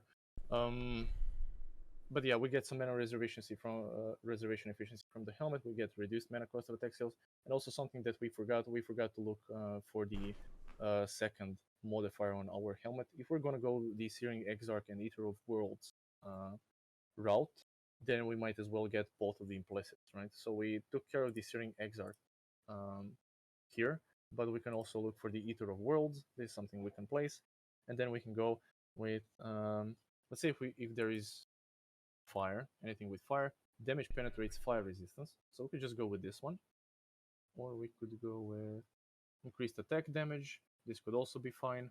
How much is it? Yeah, something like 19%. I think fire penetration would be more. Yeah, let's say you just got the first one. Damage penetrates 4%. You don't need to invest much. Place on the belt, edit. So instead of 2 implicits, now it's 3 implicits, and we can add a row here, and that's gonna be. For now, the reason why I'm doing it like this manually is because currently Path of Building doesn't have the function adding these implicit modifiers, so we gotta do it like this. But still, you can still emulate the stuff that you want to get on your item. So we got some fire damage as well here. Assassin's Garb. Oh yeah, and one more thing that I forgot to revert, because we're not going to be using the Vitality most likely. We're just going to go back to Xop's Blood, and we're going to reinstate the best DPS anointment back. If you think you don't have enough life, you could even go for that. So now it's offering Eagle Eye, because we're missing a lot of accuracy actually. So it's offering us accuracy, and we could just anoint that, and we're going to see our DPS jump by quite a bit. But instead of that, maybe we could just take a bunch of accuracy. This is something that I would most likely do. I would just take these 3 accuracy nodes, take care of the accuracy, and then I would just, instead of this anointment, go to combine DPS, wait for it to populate, see how much damage I'm going to get from the anointment. So it says Blade Master again. How much damage are we going to get? 4.5 million DPS. And that's already really good DPS. Like, you could do bosses with this comfortably. The only problem is we're not that tanky yet, right? We're not that tanky. You see the effective hit pool is kind of iffy. The resistances are kind of scuffed, stuff like that. So we need to work on that as well. You have a lot of sockets free, right? One thing you could do is that you used Kaum's Heart instead of the 6 body armor. Yes, that's true. But then you would be sacrificing quite a bit of damage. But yeah, Calm's Heart would actually be honestly optimal. Maybe It's not like really cheap. You don't need Yes. 6 link, and that is true. Okay, yeah, for sure. So what we could do? Let's just try this out. So it actually gives us fire damage as well, which is nice. Let's just do something a little bit more realistic, something like this. Replace Calm's Heart. Let's do this. Save. And now the problem is that our Warchief totems are not going to be. Well, actually, the Flicker is not going to be able to be placed into the body armor. So then we need to place the Flicker into a 6-link, right? Flicker needs to be into a 6-link. So we're going to place it into Oni-goroshi, but the totems we're going to place, let's say, into the gloves. But that means it's no longer going to be a 6-link, it's going to be a 4-link. So now you lost a bunch of damage, but you gained a lot of life. So now your effective hit pool is going to be much higher. let's just try to keep our resistances so the effective hit pool gets calculated properly. Let's do that real quick. Also, we only have 2 jewel sockets, which is kind of sad. But okay, usually I tend to go for at least 3 sockets on the build. The reason for that is because eventually you're going to go for a Watcher's Eye. Eventually you're going to go for maybe some kind of unique jewel like the, the Militant Faith jewels, the stuff like this that can amplify all of the nodes in an area. I'm not sure what's it called for melee builds, for crit builds. It's something like with steel or something like that. But yeah, basically it amplifies all of your notables to give additional modifiers on top of it. So you have these 2 unique jewels then, but then you still want to have 1 rare jewel where you can maybe manipulate a little bit of your attribute requirements. Maybe on your jewels you can get some intelligence, you can get some life, you can get some anything that you're missing, you can get on the rare jewels. So that's why usually it's good to have at least 3 jewel sockets. Our build currently doesn't have it, but I mean, we could take something like this. This is 3 nodes. We could take this one, or we could just take this one. This one is also 3 nodes, and it's also giving us evasion rating. Later on, we can even consider clusters. But when you're going to consider clusters, then you need to consider about cutting off which part of the tree you want to cut off for the clusters to compensate, right? So that's also a pretty lengthy process in itself. But okay, we have 2 jewel sockets, whatever. Let's just keep it like this. Let's try to cap our resistances. So where can we cap our resistances? Our helmet, we cannot, because we need the mana reservation efficiency. We really need that one. So we need to craft our helmet with deafening gas. So what's it called? Loading, I think. So we have that mana reservation efficiency. But let's do something a little bit more realistic. Let's just remove this evasion rating. And instead of that we rolled evasion rating, let's say we crafted it. Evasion. I just don't want to make something absurd here.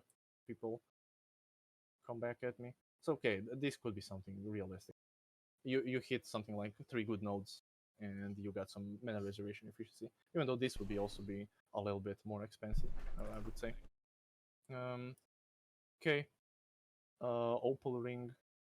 It says it has cold and lightning resistance. Let's say instead of this elemental damage with attacks, we rolled some resistance instead. So let's go with the resistances. Cold resistance. We need cold. Let's say we rolled cold. Nice. Now we have our resistances capped. Let's see our effective hit pulls. Effective hit pull is still kind of low, and that's most likely because of the physical damage reduction. That's because we only have 15k on the physical damage reduction front. Ways we could increase that. Also, the chaos damage is going to be dealing quite a bit, so that's also iffy. Then instead of, I mean, these are just like base items that you would have at the start of the league. So the belt of the deceiver would most likely go later on, and instead of this, you would get a decent belt. You would get something like, let's go with. What about Doriani's invitation heavy belt? Okay, let's see. Doriani's invitation heavy belt. What does it say? Okay, this is the lightning variant. Let's just switch it to fire variant. Fire variant, so increase fire damage, armor. First things first, it doesn't give us any life. Okay, so any life that's going to be detrimental to our effective life. Second thing, we're getting life leech from this, which we don't need. We already took one node that's going to give all the leech that we need. So it doesn't matter if it's 0.6% or if it's 0.4% or 0.3%, okay. Because it's basically based on your damage, and if your damage is of a couple of million, you're not gonna notice the difference regarding your life as a cap, right? And the flasks, I mean, nothing too special. The only thing basically that we're getting is some resistance, some damage, and some armor, which we can much more easily get on a rare belt. Something that I would suggest is if you don't know what to get, always just get a Stygian Vise. That's gonna be optimal. Stygian Vise. There we go. You can also go with the, I'm not sure if you're familiar, this one is a cheap unique that you could go, let's say, instead of Belt of the Deceiver. Although Belt of the Deceiver you can have for quite a long time, just because it has all of the stats that we need. But there's this belt that you can use on any build, basically. It's called Darkness Enthroned, Stygian Vise. It has 2 abyssal sockets, and you can place any type of sockets inside that are abyssal. This can be, added physical damage, physical damage with axes, with swords. It can be life, it can be energy shield, it can be minion damage. It can be literally anything. The abyssal jewels can be literally anything. And the thing with this belt is it amplifies their effects by 75%. 75%. So all of the jewels that you place inside, all these 2 jewels are basically going to be 75% more value. So this is a simple, unique. I think it's like 5 chaos at the start of the league, something like that. Somebody kills a lich, sells it for 5 chaos. Later on, it's something like 2 to 3 chaos. But yeah, something just nice to know, I suppose. Let me just craft the belt, Stygian Vise, create. Okay, nice. And then usually you're going to go with something like tier 1 life eventually. You're going to go for that. You're going to go with fire, lightning, and cold resistance. But this can, so you see this belt currently that I made here, this is already something like 1x at least. So this is at least 1x. Why? Because you can place 1 abyssal socket inside. Not only that, you can craft something on the modifiers. Let's say you can craft on the bench. Since we have an open prefix, you can craft something like elemental damage with attacks.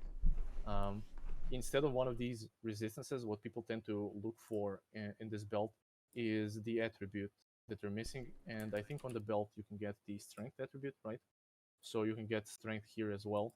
So not only are you getting life from your life roll, you're also getting some strength from the life from the strength modifier, right? And then you could craft something like elemental damage with attack skills. This one would honestly be something like 1 to 2x, but that's honestly a little bit too. I think that's realistic that you could get, and then you could get an abyssal socket here, and you could get something else. But now we lost some resistances, but now since we have the abyssal socket here, then you can place the abyssal socket with some resistances, for example. Murderous eye jewels are the ones for melee weapons. So we go with the life modifier. Let's say we own the jewel, we want to have some life. We want to have some, say, physical damage with swords. Now we can see how much damage is going to give us. So it's going to give us 1.7 with swords. No, yeah, 1.7. And if we added the fire damage, so we added physical damage with swords, we could compare that with fire damage with swords. So we can click this.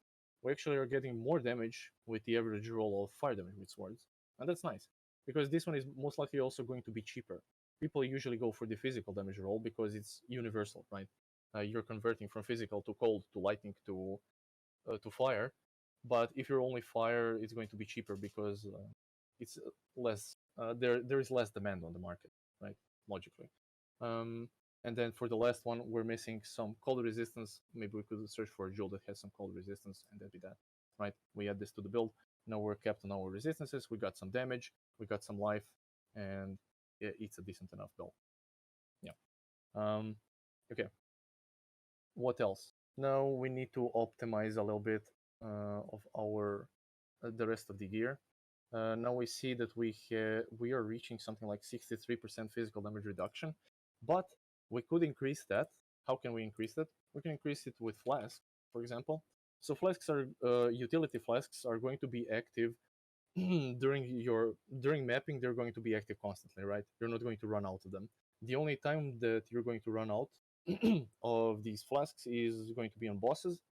But on bosses, this is why I said that you want to make your build work without the flasks initially. Just because on bosses, you're most likely not going to have the flask unless you abuse your portals. So you run out of flasks. I'm going to use my portal, go back, restore the flasks, go back in, fight the boss, right? You can do that. It's no problem at all. But people tend to like to keep their portals, not to go back just because they're missing flasks. They go back when they die, right? If they're playing softcore, you're just going to back to your portal as a corpse. So that's usually how you're going to restore your flasks. So if you die, that's an advantage. But okay, let's just place the the best one that's going to give us the most armor. So this one is going to give us how much? +4 physical damage reduction. If we compare it to the Granite Flask, only 2%. Jade Flask is going to give us 6%. Nice. And there's one more, if I'm not mistaken. Maybe not. Yeah, isn't there one that gives you more evasion? Yeah, this one actually. Okay, so this one only gives us +4. So the winner is Jade, right? It's giving us the most physical damage reduction. The other things that you can also compare within flasks is how much they consume charges. So this one consumes 30 out of 60, means we get 2 uses, right? So we get 2 uses and lasts 7 seconds. And if we get the second best one was 4%, right? So this Basalt Flask, this one only has 1 use because it consumes 40 charges instead of only 30, but it lasts a little bit longer. So this is something like that you can watch out for, but honestly, it's basically the same duration because that one is shorter, but it consumes less charges, and it gives us more evasion. So this one is the winner. You can just look at them like that. You don't need to like place them and then try them out. You can just pop out the modifiers immediately. That's that. Then we can just go with so since we're going full crit, the ideal thing that you are going to get on flasks is a chance to gain a flask charge when you deal a critical strike, right? We're going to be making dealing a lot of critical strikes, and we're going to be getting free flask charges if they have this modifier on top of them. So the better the modifier, the happier you are, of course. I suggest at least having something like tier 2 of this, so that every 4th strike basically has a chance to generate your critical strike, your charges. I mean, it would be ideal if our crit chance was a bit higher for this reason as well. We might try to squeeze something in. Instead of maybe of opal rings, maybe you could use a diamond ring just for this use, you know? It's going to give you similar damage, maybe even more damage. We can try to switch it out a little bit with the diamond rings, opal rings, stuff like that. We can see which deals more damage. And it's also going to give us this second benefit of generating charges. So, yeah, we have this. Jade Flask, because we're going for evasion stacking pretty much. We're probably going to go also for this modifier, increased evasion rating during Flask effect. You can compare it with the armor during Flask effect. So we're going to go for the same modifier. So this is +10. Evasion rating is +9. So actually, if we go increased armor during Flask effect, we're going to be getting more physical damage reduction, actually. So there we go. Now we just need a Jade Flask that gives us armor during Flask effect. The numbers don't lie. We can remove this mana flask, and now we can see how much physical damage reduction we have while this is active. This is already fairly decent, and you see our effective hit pool is reaching that 30k that I was talking about. If you have 30k, it's kind of already comfortable, right? You're still going to be dying occasionally, but it's already kind of comfortable, right? Your defenses are kind of comfortable. So we have this Jade Flask. Maybe we could do something else with our utility flask. Maybe we could even increase our physical damage reduction even further. So this is 3%, 3%. Let's look at the Granite, 1%.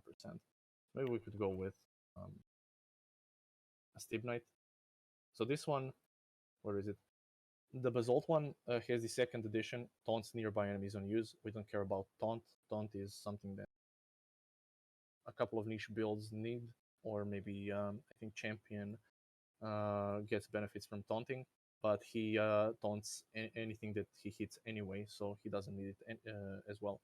So we could go with something like, instead of more armor, we could go for more evasion rating because it's the same physical damage reduction. But this one is also going to give us, creates a smoke cloud on use. Smoke cloud has some benefits. I think the enemies have less accuracy inside of it, something like that. So that's fine. We can use that. It also has the same consummation of charges and stuff like that. And we can go with the same one that we had before. Chance to gain a flash charge when you deal a critical strike. We're a critical strike build. Why not? And then we can get... So this is another utility flask. But we can actually consider getting some immunities. So we need to think about that as well. So immunities are important in any build. But we have her Embrace. We mustn't forget that. Since we have it constantly, we're immune to burning. We're immune to freezing, shock, and even I stun. think as far as shock I is know. the one we aren't. We are using to freeze, chill, and ignite, and shock is actually the only thing that we Oh. still susceptible to. Okay, my bad, my mistake. Yes. Okay, then we need to consider that as well. So we're not immune to shock. We can place that somewhere. Um, we can place it on this flask, for example. We could just go with shock. Less duration immunity to shock. Then we could just go with this kind of modifier. It would reduce the duration of the flask a little bit, but during the duration of the flask, we would get shock immunity. Yeah, we could just add this to the build, right? Another thing that every build kind of uses, Quicksilver. So a Quicksilver flask is good. Although this is a Flicker build, so you're not going to be moving that much. I mean, you're going to be moving from pack to pack, right? But if your map is juiced enough, you're not going to care about this too much. So maybe instead of a Quicksilver flask, you could go for Onslaught. So We already have if we onslaught. didn't If go if for we didn't Onslaught, go we for could go for that. But we did go for Onslaught, right? We went for Avatar of the Chase, so we have Onslaught by default. We don't need to worry about that. Oh yeah, one more thing. This is something that I mentioned last time, right? We're getting this benefit 10% more chance to evade attacks during Onslaught. So we're missing out on that just because we're going with Iron Reflexes. We're not getting that 10% more. You see, we have only 76 physical damage reduction with Iron Reflexes, but if we switch to Evasion, we're actually evading much more than we have the physical damage reduction. If we were to able to reach 95%, even 90%, which we basically already are there, I would actually skip Iron Reflexes. The only time that I would actually use Iron Reflexes is while leveling, because while leveling, you don't have a lot of evasion chance. You know, you're just going to get hit a lot, and it's going to be a bad time overall. But once you have something like 90%, 95%, evasion now goes to 95% chance. If you get to that point, it's much better, in my opinion, to go evasion rating, especially if you're playing softcore. If you're playing hardcore, of course you're not going to do this. You're just going to go back to, regardless of any benefits here, you're just going to go back to physical, right? Because you just simply don't want to die, because all of your progress is done. But in softcore, if you die here and there, you don't give a shit, right? Every 10th hit is going to hit you, but it's going to hit your big chunk of life, which is 6k. So most likely you're going to even live because of it. And you see, when we switch this, that our effective hit pool actually rises, because it's calculating that probability, right? It's calculating that you're going to be a bit more survivable if you have evasion. And that's true. Like, the numbers don't lie here, actually. And so honestly, since we're this high in evasion, I'm actually going to drop this Iron Reflexes because of this, and I'm going to stack evasion even higher. Then I'm gonna try and get on my items. I'm going to try to get even more evasion, if possible. So for example, here on the Titan Greaves, I wouldn't go for these armor Titan Greaves. I would instead go for Slink Boots, right? And plus, the additional benefit of that would be that on them I would get spell suppression chance. You see, our spell suppression is a little bit lower now, so I could go for spell suppression. So instead of these Titan Greaves, we can do this immediately, so we don't forget, right? We will just go and craft this. We'll go on boots, evasion, pure evasion now.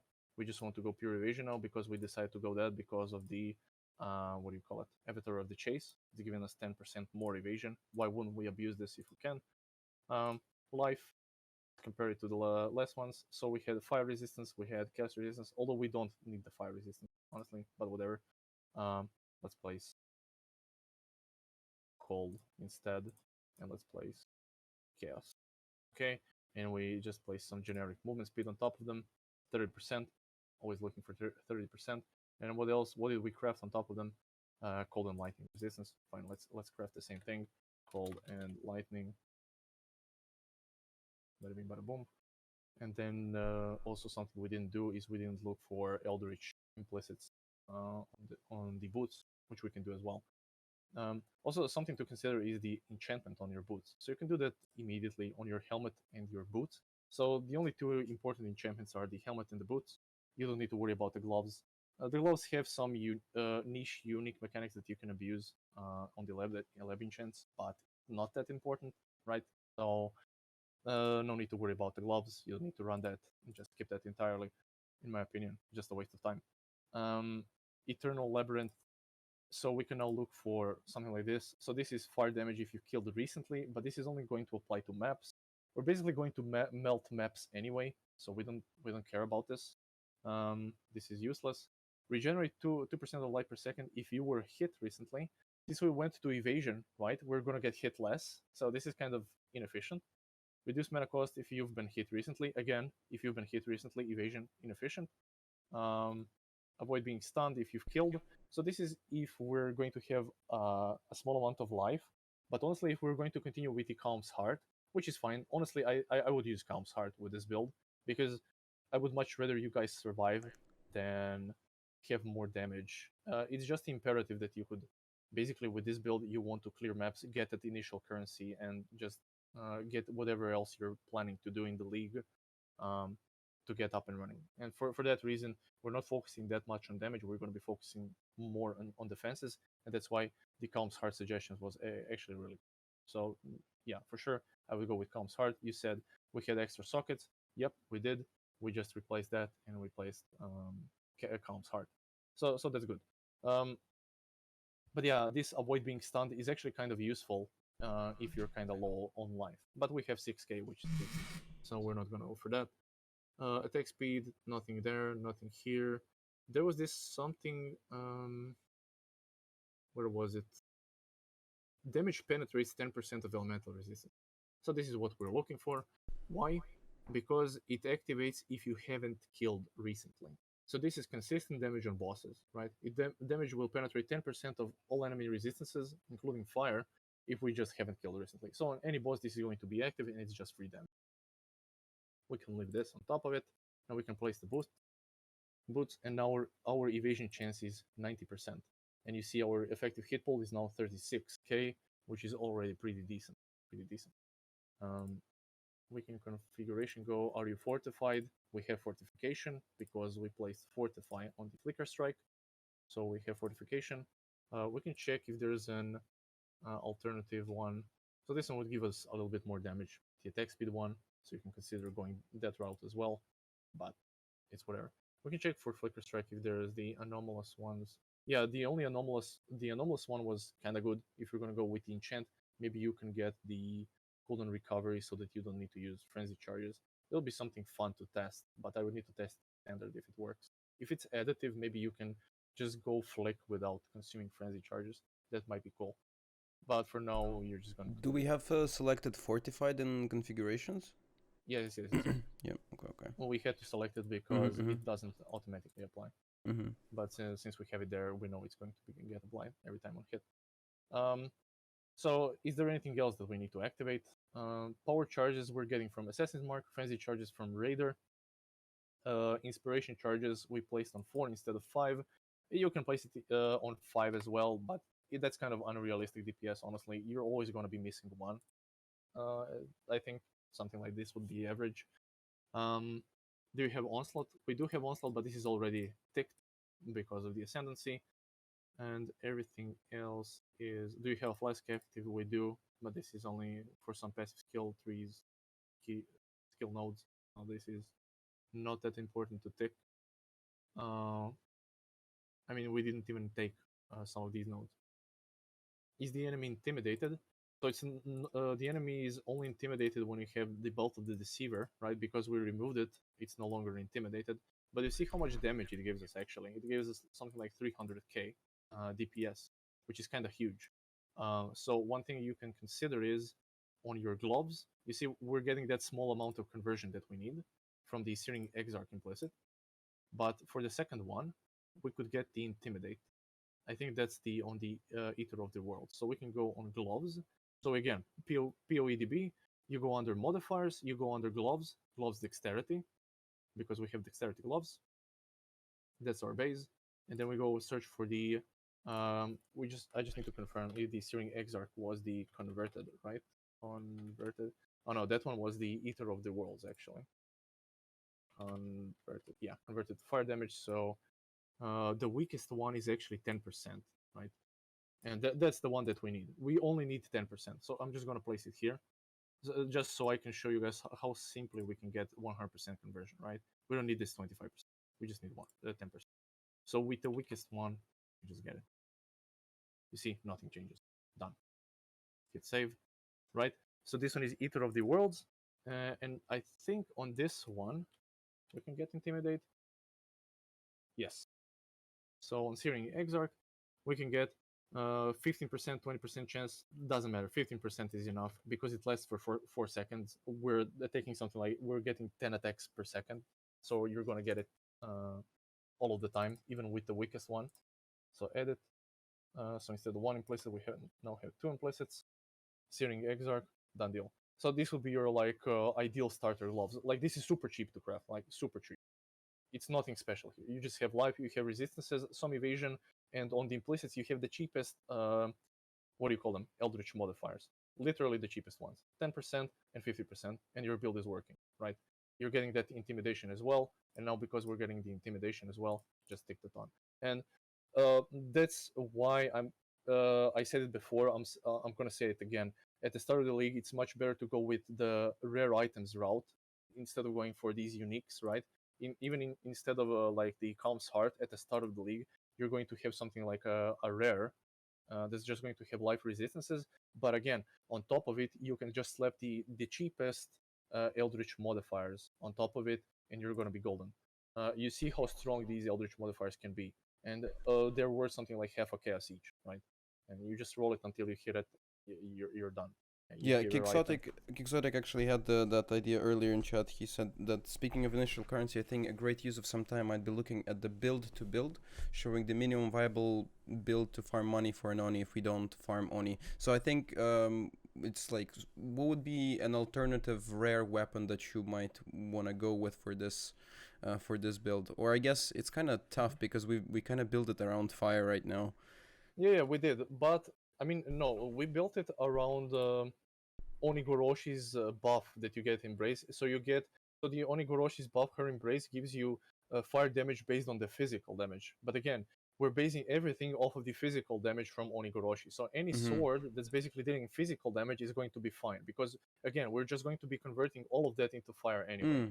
So Aura Sacrifice sounds yeah. That's the one you mentioned yesterday as well. The one you did before. Yeah, Oni-goroshi, but no, Aura Sacrifice, I mean. Aura Sacrifice, sorry. Yeah. Aura Sacrifice, but the difference there is Aura Sacrifice, you don't need to convert anything, right? Aura Sacrifice is pure fire damage. So you're not scaling from physical damage to fire, you're already from Aura Sacrifice dealing pure fire damage. And that's why you don't see it listed here. You see I sorted the weapons, sort by combined DPS, and it's not listing the Aura Sacrifice. So it's not that good because, again, we went for the route converting from physical to fire. So you need to follow that method if you want to look for an alternative weapon. So alternative weapons can be anything here that you list here, weapon 1, sort by combined DPS. You can look for any weapon that's listed here. So we could go for Paradoxica, but that's super hard to get. Goddess Unleashed, I don't even know how you can get this one, but whatever. Dream Feather, this could be an alternative. So we could just try and placing it. That's why path of building warriors like me, it's super nice that we can just try and test the damage. So you see, we can just place both of them, and then we can see that the full DPS is kind of okay, but yeah, it drops definitely. Then we can, and now you see when we place these two, it reverted to some other weapon. Now it actually lists the Aura Sacrifice. Now we can see, is actually Aura Sacrifice that good? 2.4. Yeah, it's not that great, right? But a rare sword most likely would be just the any physical damage weapon. So we can go with a two-handed sword. We went for sword nodes. We need to take this into consideration as well. So we need to go with a sword, two-handed sword. An excellent option is always the Exquisite Blade. We went for crits. Exquisite Blade has this implicit of global critical strike multiplier. Then we would just go for physical damage. Let's say tier 3 modifiers. Let's see how much damage we could squeeze with only tier 3 modifiers. Let's say attack speed tier 3 as well. And what you want to have on these weapons, when you go for crit-based weapons, you always want to either craft the critical strike chance or you want to have it on the sword initially. So critical strike chance, we would craft it as a suffix. The reason for this is when you have it here on the explicit, so not the implicit, this is very important. So if you have it, the critical strike chance on the implicit is going to apply globally. So it's going to act like any any passive node that you can find on the tree that's giving you increased critical strike chance, right? And this is super weak. But if you have it explicitly, at least it's here on the sword, like this, then it's going to imply instead on the base critical strike chance of the sword. And then everything else on your tree, on your gear, gets calculated off of this base damage. So this critical strike chance down here is something like 5 times stronger than if you found it up here in the implicit. And this works for what do you call them, attack-based builds, right? So this applies to attack-based builds. So just keep this in mind. This, by the way, will do nothing for spellcasters, nothing, unless there's something like cast and crit, and they actually need their cyclone to crit a lot, right? Then it's good if they have high base crit. Okay, so we can just place this inside, for example. Let's see if this would be a nice alternative. 2.5 million. Yeah, so a decent exquisite blade. Okay, this is something like 566 PDPS with nice critical strike modifiers. This could actually be fairly expensive, but it would be a decent option for your build as an alternative. But since we made our whole build depending on Oni-goroshi, then of course we're going to be getting the most damage out of Oni-goroshi, and that's honestly mostly because we have the her embrace, right? If you remove her embrace, you see the damage drop, like it's 2 million. Her embrace, 4 million. Literally doubles our DPS. So yeah. But if you're going to be having the, exquisite blade, then you no longer have the degen. So that's a nice advantage, right? So it's a decent sword. You're going to have decent DPS. It's a good alternative, but also you're not going to suffer from her embrace. And then maybe you can even remove the purity of fire, right? You could even go another route. Instead of purity of fire, you could use, let's say, what can we find? Precision, right? We have the precision. So instead of having this, where's the precision? Just make it level 21, right? And now you see our damage is 3 million. We no longer need the purity of fire resistance to counter the degen from her embrace. But of course, we're going to have to compensate somewhere on the gear to get that fire resistance that dropped from purity of fire a little bit. But yeah, that would be kind of an alternative to what you could do. Okay. Set it back. Precision. Purity of fire. And let's just keep it for Oni-goroshi. Charon sword. And by the way, so you have all of this setup for the utility flask. Or is it magic? Not utility. Life flask. You need to have a life flask, maybe even 2 life flasks, depending on how much you need them. Here you can gain a flask shard when you deal a critical strike. But what I usually like to place on my life flask is immunity to bleeding and corrupted blood. So every time you start like degening crazy from corrupted blood, or you start bleeding, of course you're going to click your life flask panically, but also at the same time you're going to remove that bleeding effect or corrupted blood, and additionally you're going to be immune to it for the next 13 seconds. So that's really useful trick that you can do with your life flask. And the rest of the flasks can just be damage, right? So we covered all of the ailments with the shock. We get some armor. We get some.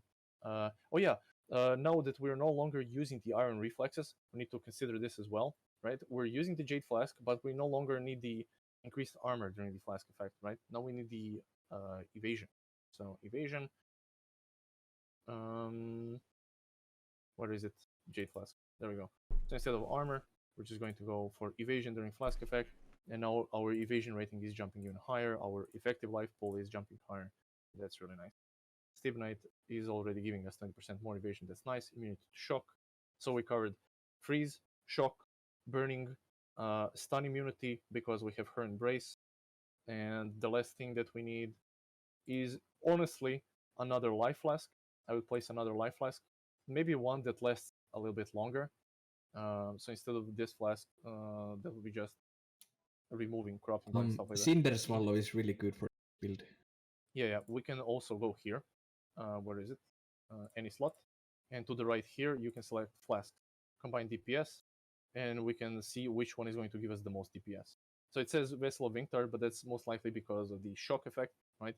The shocks nearby enemies during Flask effect, causing 10% increased damage taken, but the downside is you are shocked during Flask effect.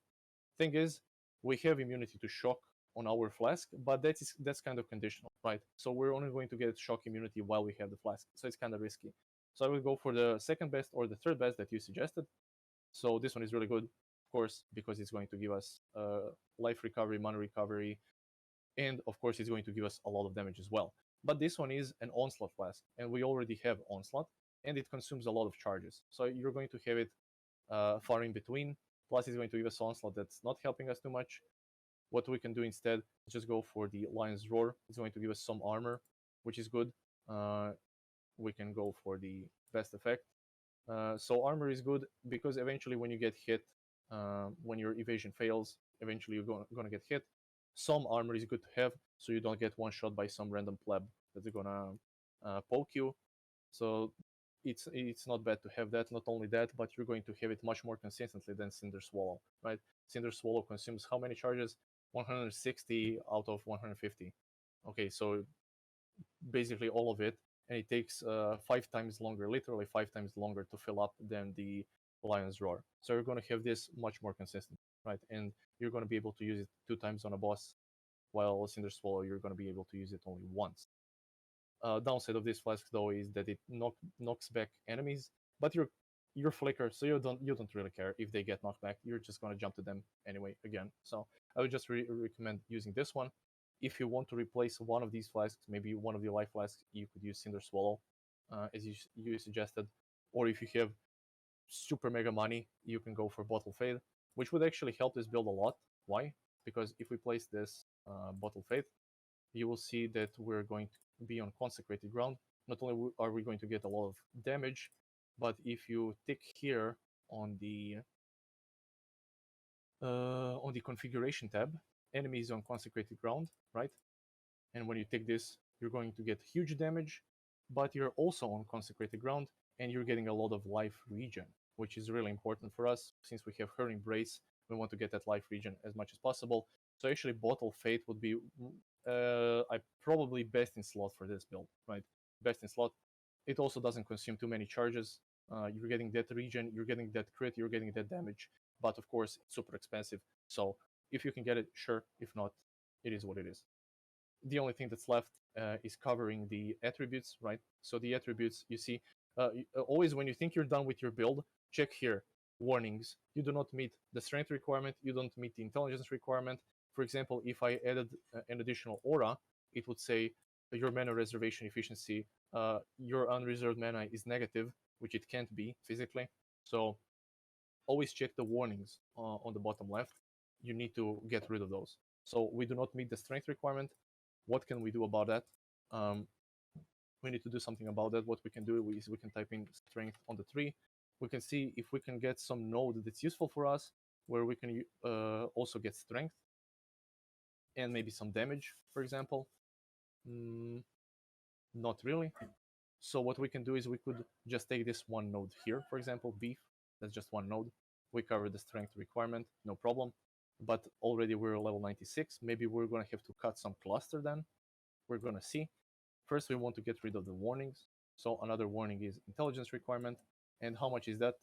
That is also 30. So 30 intelligence, 30 strength, 30 whatever you can usually get on your rings, right? So usually you're going to be either getting resistances or attributes on your rings. So if you're missing any of those, so for example, this coral ring has an open suffix. Maybe you can find a coral ring that also has some intelligence on top of it. Just 30 is enough. Save. Done deal. Okay, so now we know that we're going to need to get coral ring that gives us life, some intelligence, and then possibly these non-channeling skills, basically an open prefix, right? This is something that I mentioned in the last workshop, or maybe the previous one, where we discussed how to make currency. This is one of the ways, right? You're going to find a decent ring. So imagine you only had this ring, the base ring. You had this one with maximum life, some intelligence, some fire resistance, and lightning resistance, but it also had an open prefix.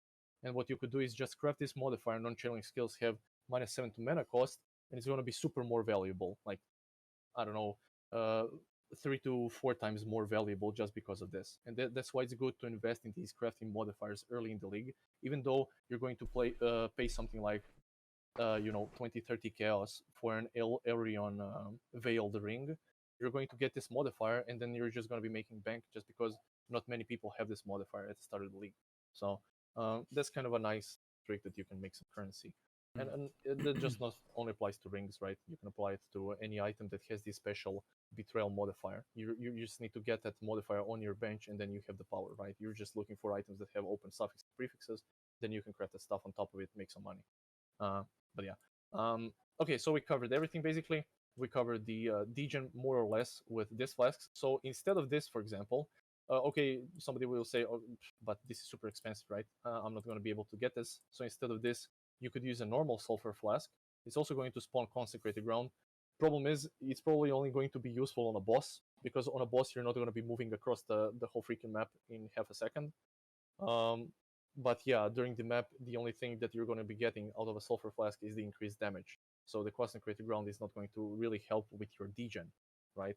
But yeah, if you think you're degening too much, as I said, how we can counter that, you can just change your anointment to the one for mana reservation efficiency, or actually, what you can even do, no, something even more simple than this. You could just go with anointment.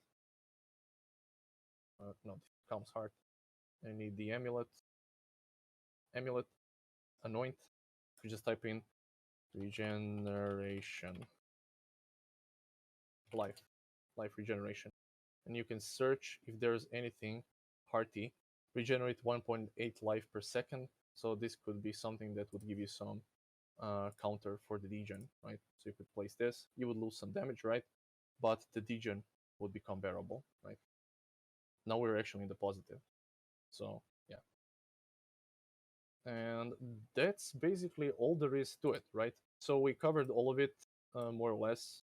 There's only the thing that we also talked about the alternatives, right? We talked about how you can have Calm's Heart, how you can have the normal chess piece.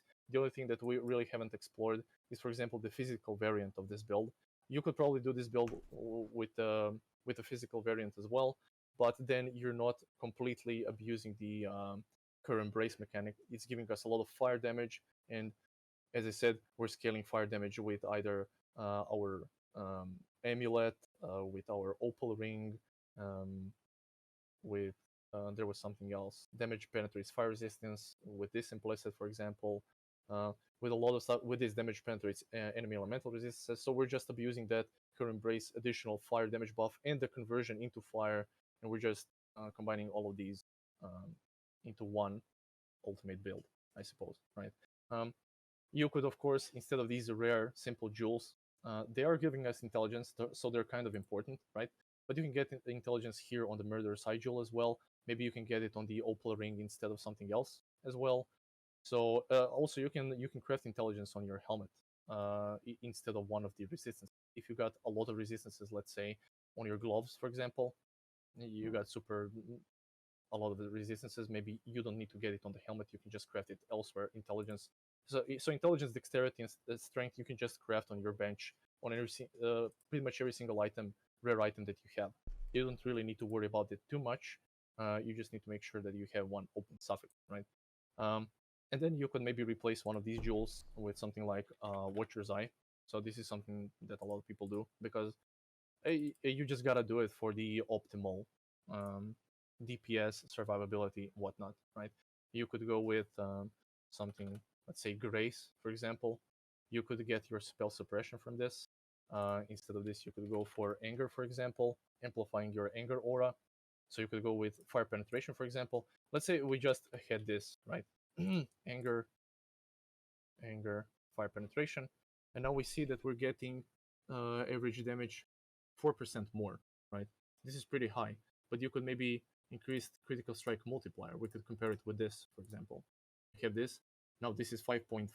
Okay, this would be a bit more, right? So we could just add this Watcher's Eye that only has the 40% critical strike multiplier while affected by anger. So it only has this modifier, and we're still getting a bunch of damage, right? So this is the power of the Watcher's Eye, right? So imagine if you just had like 2 positive modifiers. It doesn't need to have positive damage modifiers. It can be something like, as I said, we're using level 1 precision, right? So we can abuse that precision aura that we have, even though it's just level 1. if we get a Watcher's Eye that also gets, let's say, attack damage while you're affected by precision, suddenly we're getting 400k DPS. But of course, this is going to be much more expensive, right? But it's just something along the possibilities that you can do. Another thing that you can do is we're using Purity of Fire, right? Purity of Fire is something that people tend to not use too much unless there's something like RF. But there's a lot of these Watcher Eyes Purity of Fire modifiers that you could abuse. Maybe you could go with Unaffected by Burning Ground, for example. Take physical damage as fire damage.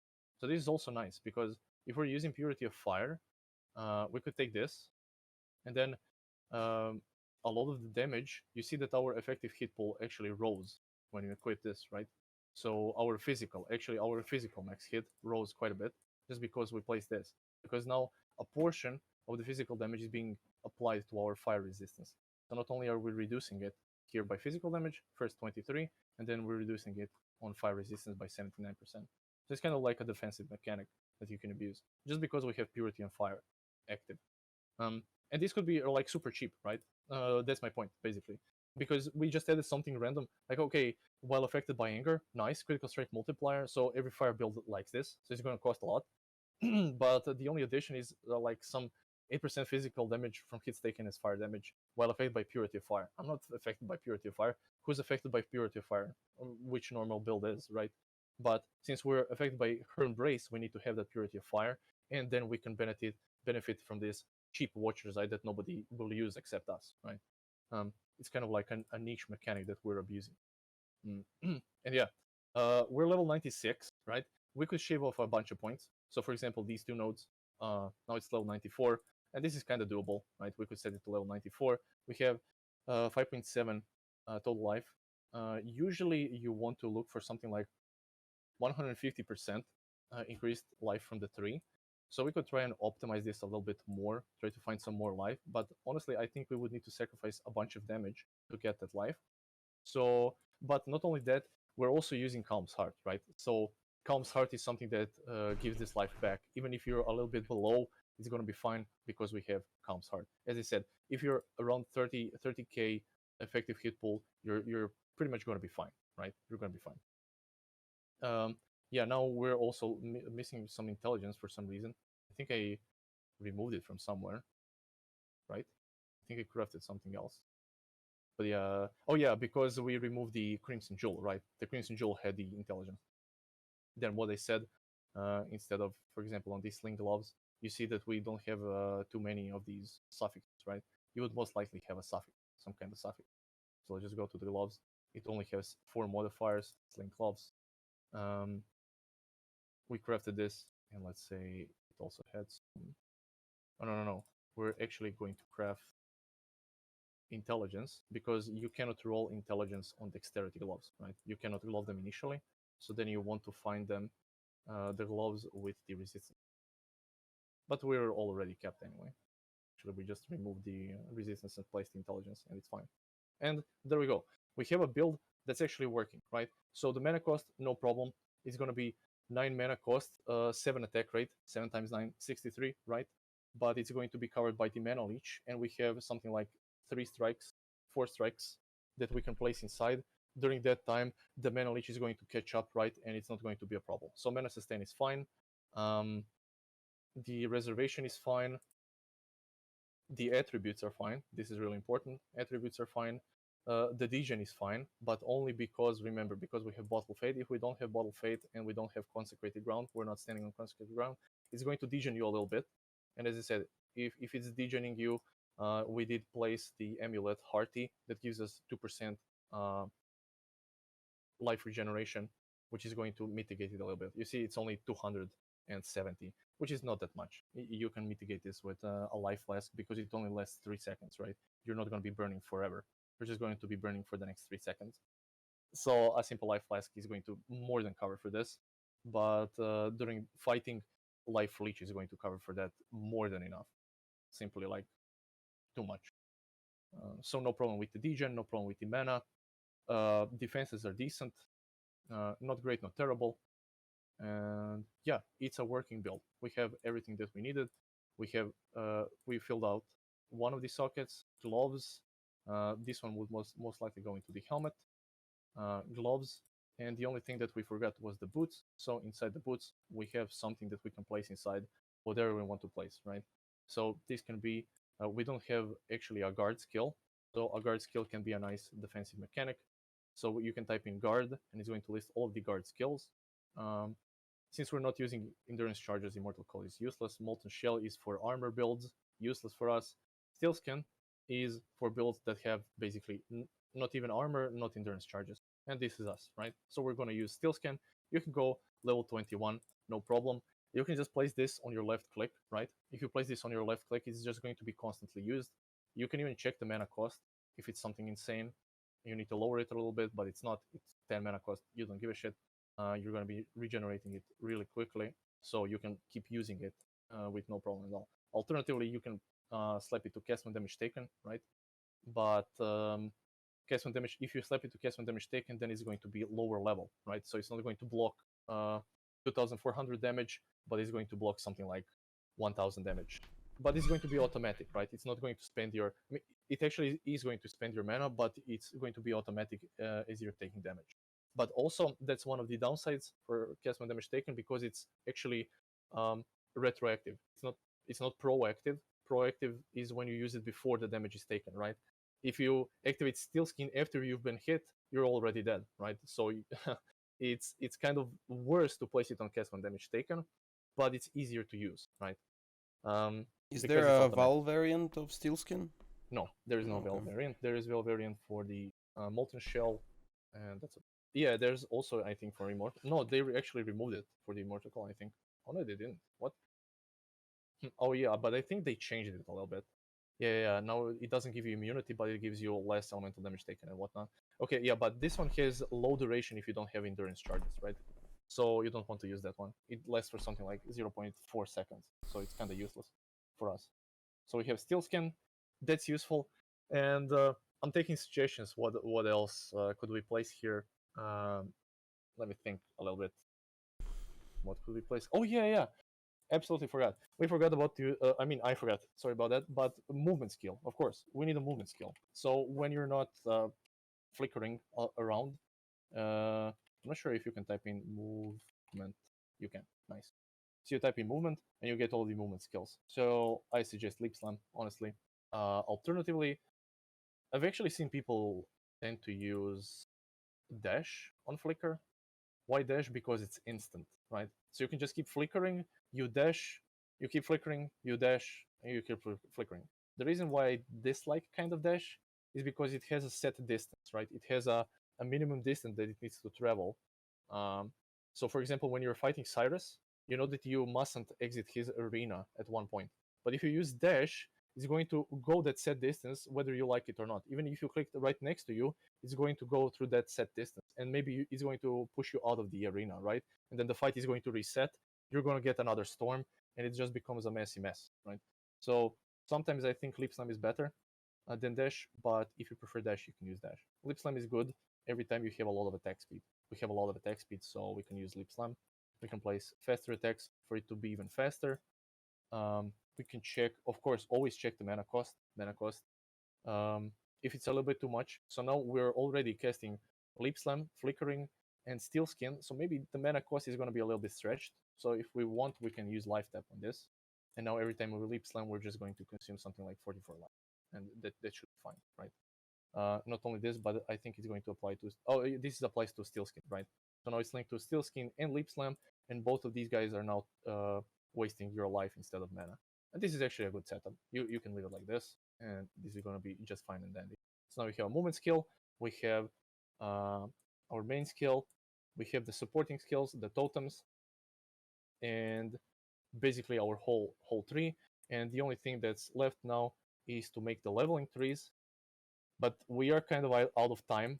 I already went like 15 minutes over it, so I'm not sure if you guys want me to just go quickly over it right now. It might last a little bit longer, but alternatively we could do it some other time. What do you guys think? I am down for whatever. How would that impact the quota for that we have?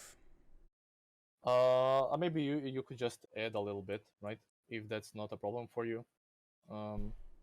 Yes, Would it be no? possible to do it? I could send you the other part like later down the week or something.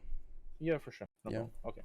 Okay. So let's just go down the leveling tree. So now once you have your build done, everything is done, everything is configured. You have your DPS, you have your attributes done. There's no warnings. Your build is basically more or less done. The only thing left now is that you can do is you can set up your leveling trees. So you go under here on the bottom left, right? Oh yeah. Also one more thing. We can also at this point, when it's more or less done, here you can consider your bandits, right? So it's good to consider your bandits at this point. The default setting is kill all, so you get 2 passive points. But if you went for critical strike chance, which we did, we could actually consider going Alira, right? So if we go Alira, it's actually going to be a little, quite a bit more DPS, right? But we're losing 2 skill points, so remember that. So now we would need to get to level 96 instead of 94, which means if we're only going to get to level 94, we would need to cut some points. But honestly, I don't think I'm going to be cutting any points, so I'm just going to leave it at kill all, right? I'm just going to leave it at kill all. The other 2 bandits are kind of iffy. This one is good if you need regeneration, which we kind of do need. But we don't need the physical damage reduction at all. And the physical damage is not going to give us much. It's going to give us something. Problem is we're kind of stretched on points anyway. But if you want, you can if you help Oak, you can mitigate some of your degen. But honestly, I wouldn't go for it.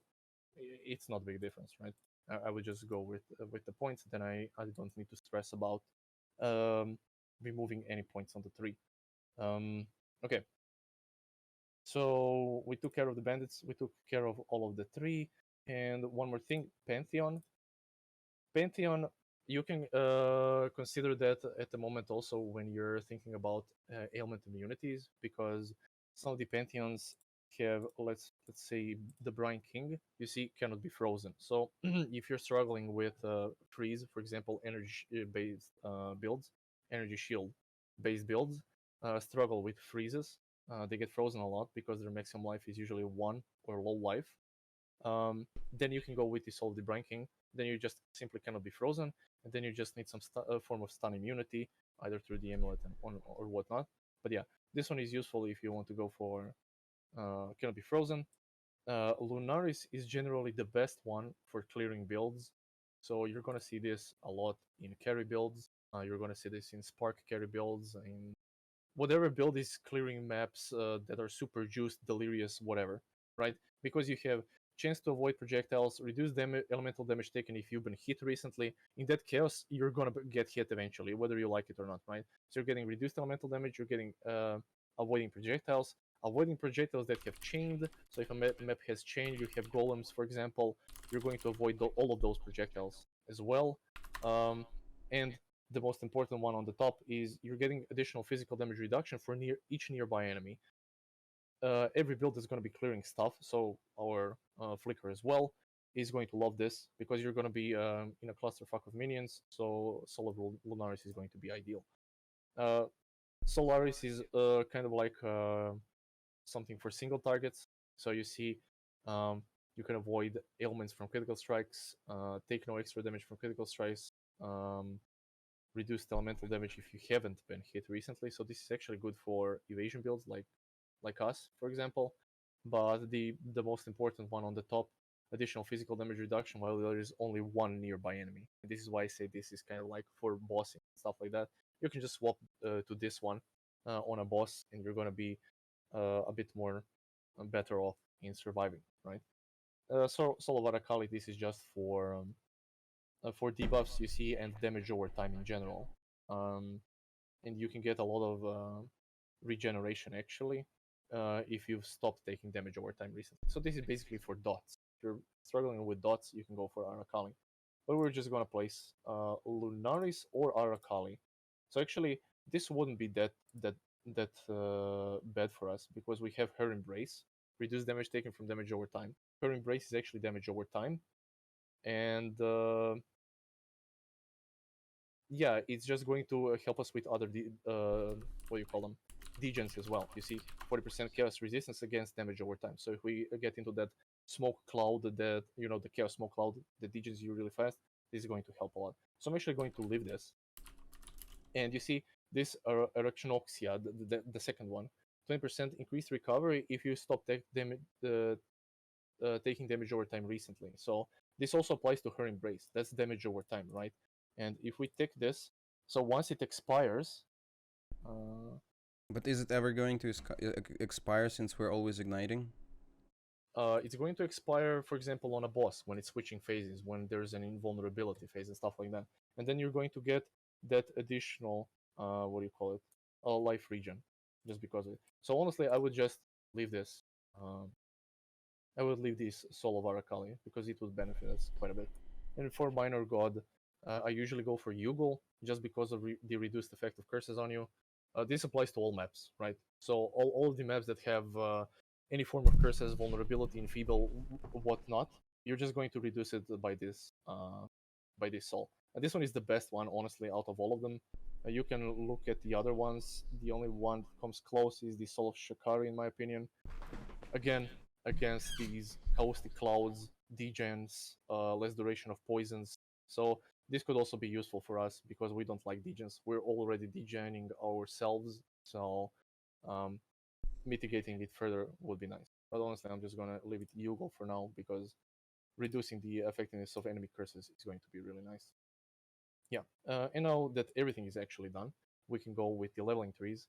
And this is why I wanted to say why you always want to get the whole build up and running, the whole tree basically up and running when you get to the leveling trees, because let's rename this to Endgame. Endgame. You're just going to make a copy off of your Endgame tree. You're going to type in something like Eternal Lab. Devin, do you know if when you swap off Oni-goroshi and the her embrace gets cancelled, do you get this stopped debuff recently thingy? Does it get stopped when you switch? I mean, yeah, does it get stopped, and does it work in a way that basically makes it so we've stopped taking damage over time recently? I think it does, or I guess not. I think I'm pretty sure that I'm pretty sure that the buff is going to stay. Did anybody else write something else? Or? He sent a screenshot saying that it gets removed, and but it's a when buff. You swap Totem. Yeah. Unequipping Oni-goroshi or switching to a different will immediately remove her embrace. Oh, I see. Yeah, definitely. It's going to apply that from Arakali. That will for sure. Yeah. Oh, that's really cool. Yeah, it will apply the increased recovery life rate. For sure. As long as you had it first, right? You had embrace and then you swapped, it's going to apply. So yeah, for sure, guaranteed. So yeah, it's really good if we have the Arakali thingy.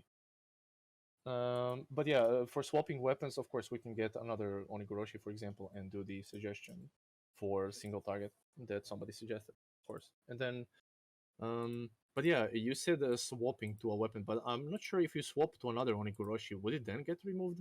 That's actually something really fascinating to maybe experiment with. So if you had two Oni-goroshis, one in one hand and one in the other, if you swap to another Oni-goroshi, does it get removed then? I mean, according to this, it does, but I'm not sure. Okay, so yeah, basically what I was saying, you're just going to make a copy of your endgame tree. You're going to rename it into something previous, right? For something like Eternal Lab. When you hit Eternal Lab, you're probably going to be something like level 80, right? And then you can click on that one, make sure you select it, and then we can just cut off some stuff that we're not going to have at that point. So let's just think, what are going to be the last nodes that you're going to take on your tree, right? So the last nodes are usually going to be the jewels, right? You're not going to have Watcher's Eyes immediately. So maybe you could just kill off the jewels. That's what I usually do. I kill off the jewels, then I look for stuff that's going to be dependent on mechanics that I'm going to get later on, right? So mechanics that I'm going to get later on are going to usually come from unique items. So let's see if we have any unique items that are going to do that. Not really. Our build is actually pretty basic, so we don't need to worry about that. So maybe we're just going to worry about the least efficient nodes that we can take. So for example, I know that we're going to need the charisma nodes quite soon, because you want to slap as many auras that you can on top of yourself. So that one we're going to take. Life we like. Suppression could be something that we could be looking for later on in the game. So maybe we could take off spell suppression nodes. But let me just think, what else could we take off? Actually, these totem nodes, right? So chances are, once you start mapping, you're not gonna have your setup for the totems. Maybe you're just gonna have both of them, but you're not gonna worry about it too much because you're just going to worry about clearing the maps instead and stuff like that, right? So we can just remove the totem nodes. We can remove, let's see, Tribal Fury is really good actually for clearing, so we're just gonna keep that. Conversion we're going to keep because we want to get to that conversion as soon as possible. And at the Eternal Lab point, level 80, say it's going to be level 80, at that point you want to have everything converted already, right? You want to have your gloves thingy, you want to have this, and you want to have your avatar of fire, right? That's also one more thing. Like, we're not going to get that avatar of fire that fast actually, because Xop's blood might not be available that early on in the league, right? Xop's blood drops from the Breach Lords, so maybe we need to consider that. Maybe we're not actually going to be converting that early. So yeah, this is what I would consider. I'm not going to be converting that early, right? I'm not going to get Xop's blood at the start of the league because it's going to be something like 1x. Unless I drop 1x, then sure, why not? But until then, I'm not going to go for fire conversion. I'm just going to go off of physical damage. So physical damage, attributes, most likely I'm going to need.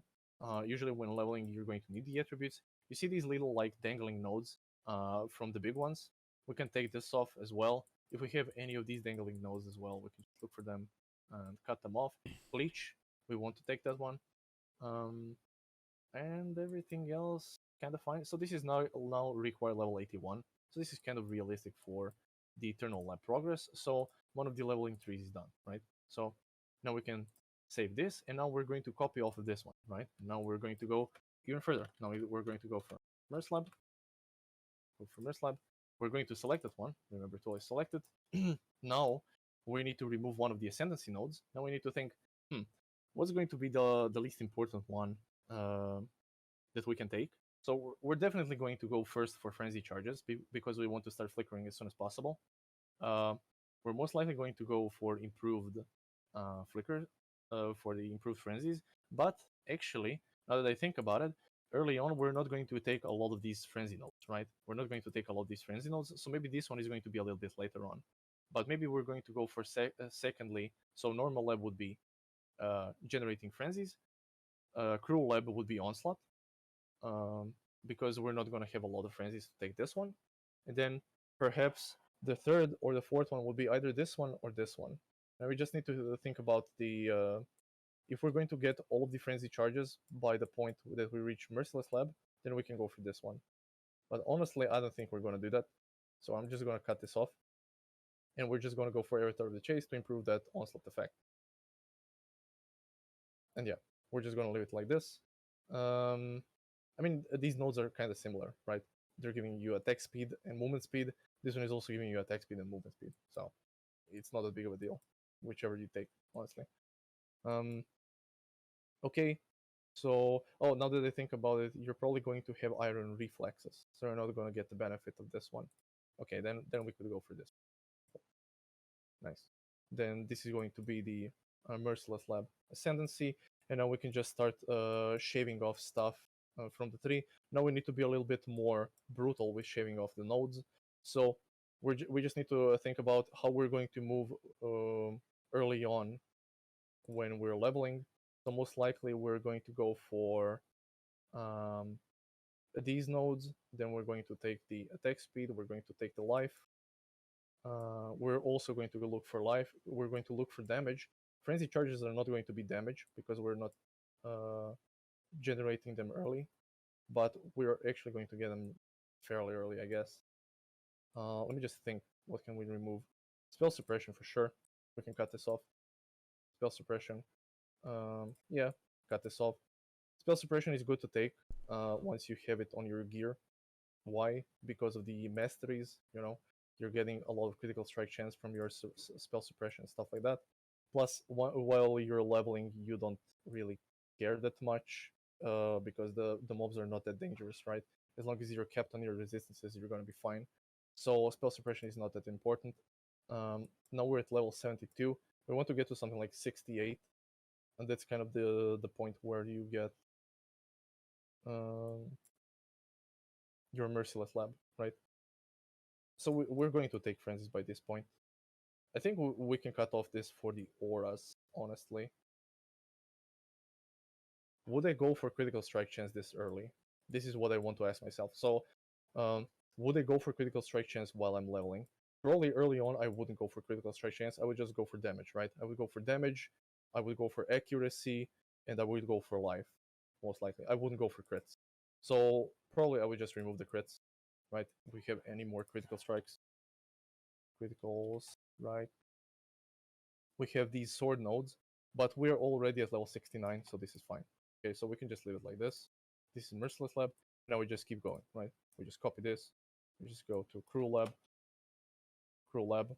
We know that on the Cruel Lab, so we can just remove. We said we're going to take the second point Onslaught, probably. Then the third one is going to be the Avatar Slaughter. So we're just going to remove this.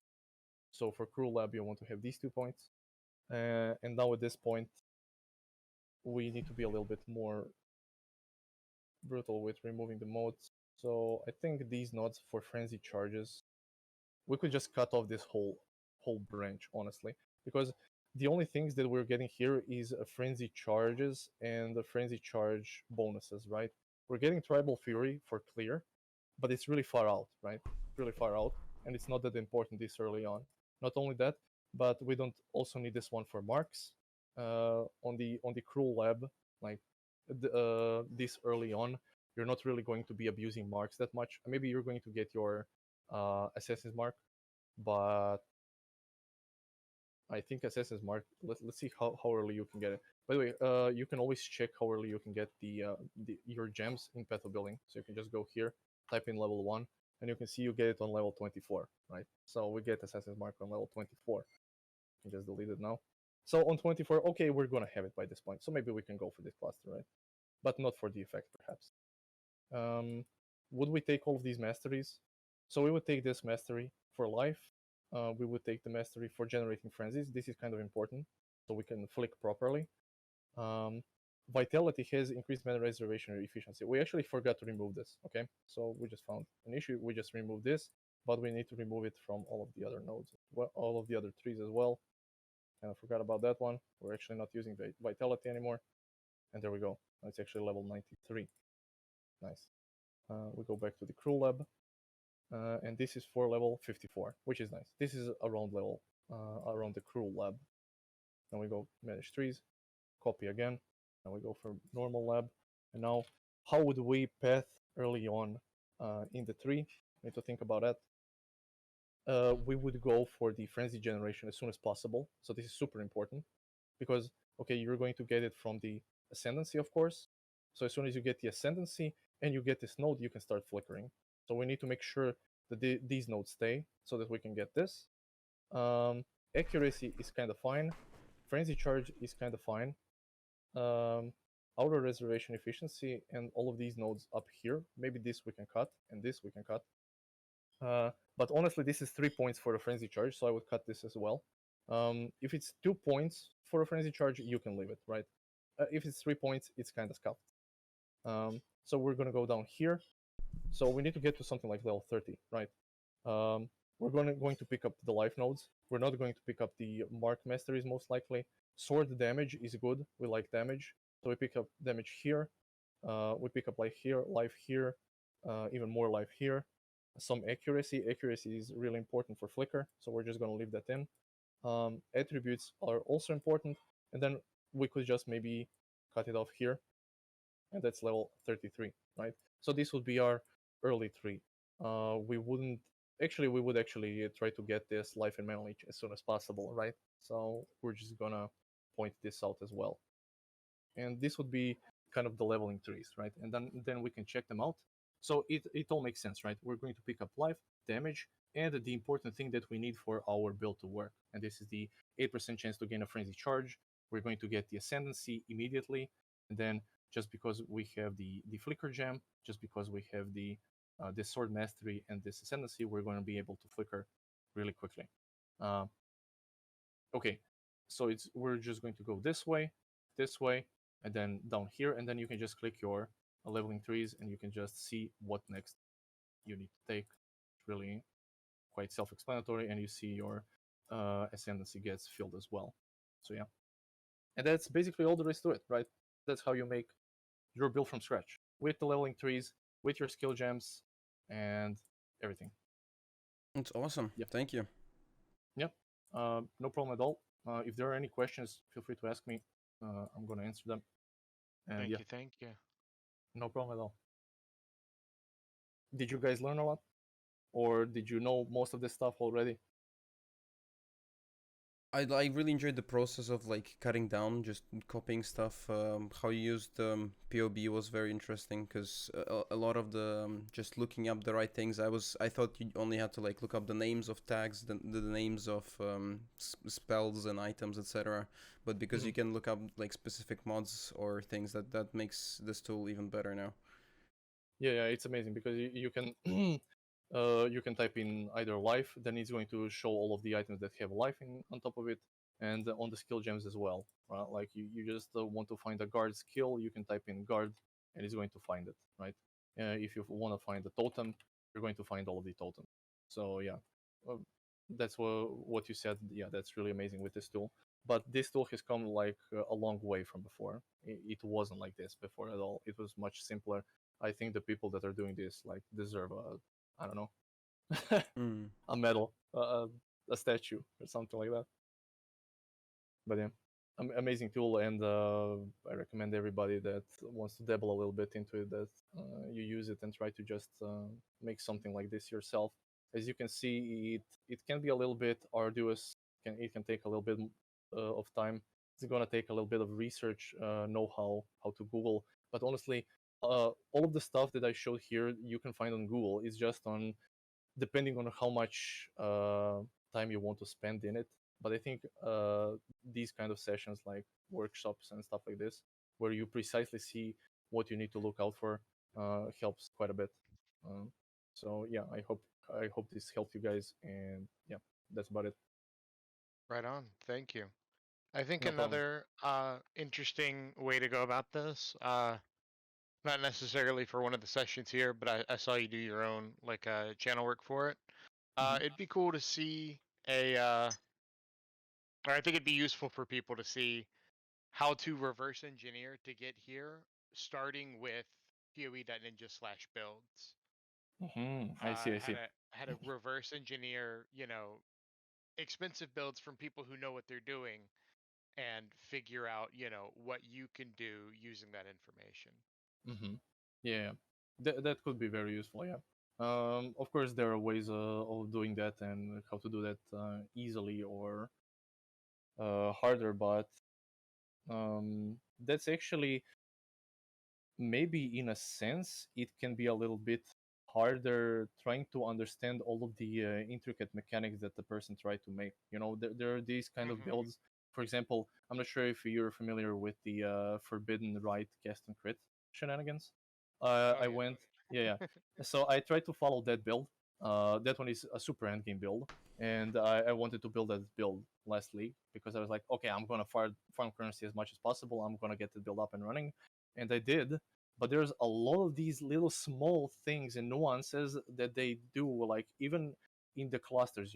There's these little small nodes. There's these that give you a bunch of attributes that give you a bunch of effectiveness, and all this effectiveness eventually stacks into something insane, right? They calculate into a couple of percent how much auras are they going to be able to stack. Like they literally min max everything in these PoE Ninja builds, at least, because PoE Ninja displays only the top 15k, right? And the top 15k really know what they're doing, and they're really investing a lot into what they're doing. So this build that I was copying, it was basically 2 mirrors of investment that I had to put in just for it to work properly, right? And that's going to be, I mean, not all of the builds, but the majority of the builds is going to be really decked out. Of course, some are going to be cheaper, right? But the meta ones are going to be decked out and really expensive. So that's kind of like the downside of following a PoE ninja build, compared to something like, for example, the deceiver and puts out. When he puts out a good starter build, it's going to be really good, not only because he's a hardcore player, so it's going to be super defensive, but it's also going to be really cheap, right? It's going to be something that you can find on the floor, literally, because he's playing SSF. So I think these builds that people play in SSF hardcore are much more valuable than the ones you find on PoE Ninja, because these aren't actually killed. Yeah, he actually killed Uber bosses in hardcore SSF with his build. So his build is much more valuable in my opinion than the ones that you were going to find on PoE. Of course, if you put in 2 mirrors into any skill, it's going to be super good, right? But can you do it with stuff you find on the floor and do the same? That's kind of the comparison. You're right there. No, yeah, you're right. I'm thinking of it coming from a memes to dreams. You Oh want to yeah. make something weird work. Mhm. That's not how you get a good build. You're absolutely right. So Yeah, definitely. usefulness is limited. And this is something that one of the my customers actually asked me, like, how much can I guarantee that my build is going to succeed in killing uber bosses that the GGG now released, or do I really need to go for meta builds? And the honest answer is you're going to most likely go for meta builds, right? Because some of the skills are going to be underwhelming, the other ones are going to need a huge investment for them to get to the level where the meta skills are by default, right? So that's kind of how you need to go around it. That's You need to, definitely a if you have to ask question. Yeah. yeah. And what did I want to say? That's, I think, also imperative when you're playing Path of Exile. You just need to set your goal, right? If you want to like clear maps, clear tier 16 juiced maps, just make something like this, Flicker that's going to like just plow through everything, and you're gonna have super fun, and it's going to work because you've checked the numbers, you've seen the videos from the person that made it, but you know that you're going to be able to fulfill the goal that you set out to achieve. I think the one big issue with Path of Exile is the FOMO, right? The fear of missing out, and they're trying to push that narrative a little bit more these years. They're adding these kind of crazy bosses, and then people are feeling left out. Oh man, I can't do the Uber boss, but I don't think that should be something that could disparage you. Honestly, personally, I find fun in Path of Exile by building some crazy shenanigans like this. I love this. I love building Oni-goroshi, setting myself on fire, Flicker builds, and stuff like that. Then I make a build guide, post it on the forums, so others can play it as well. But I think there's a lot of stuff that you can do. Clear maps, you can kill bosses, you can kill super mega bosses with meta builds. There's a lot of stuff you can do. You can make flame dash totems, and it can work, but it's going to just clear something like tier 5 maps. So yeah. This will be the league that body swap totems finally come out of their shell. Yeah, pretty much. Conversion trap meta. Yeah. I think Archaic has a question about making a build that may need respecking, but could you specify exactly what question you have about it?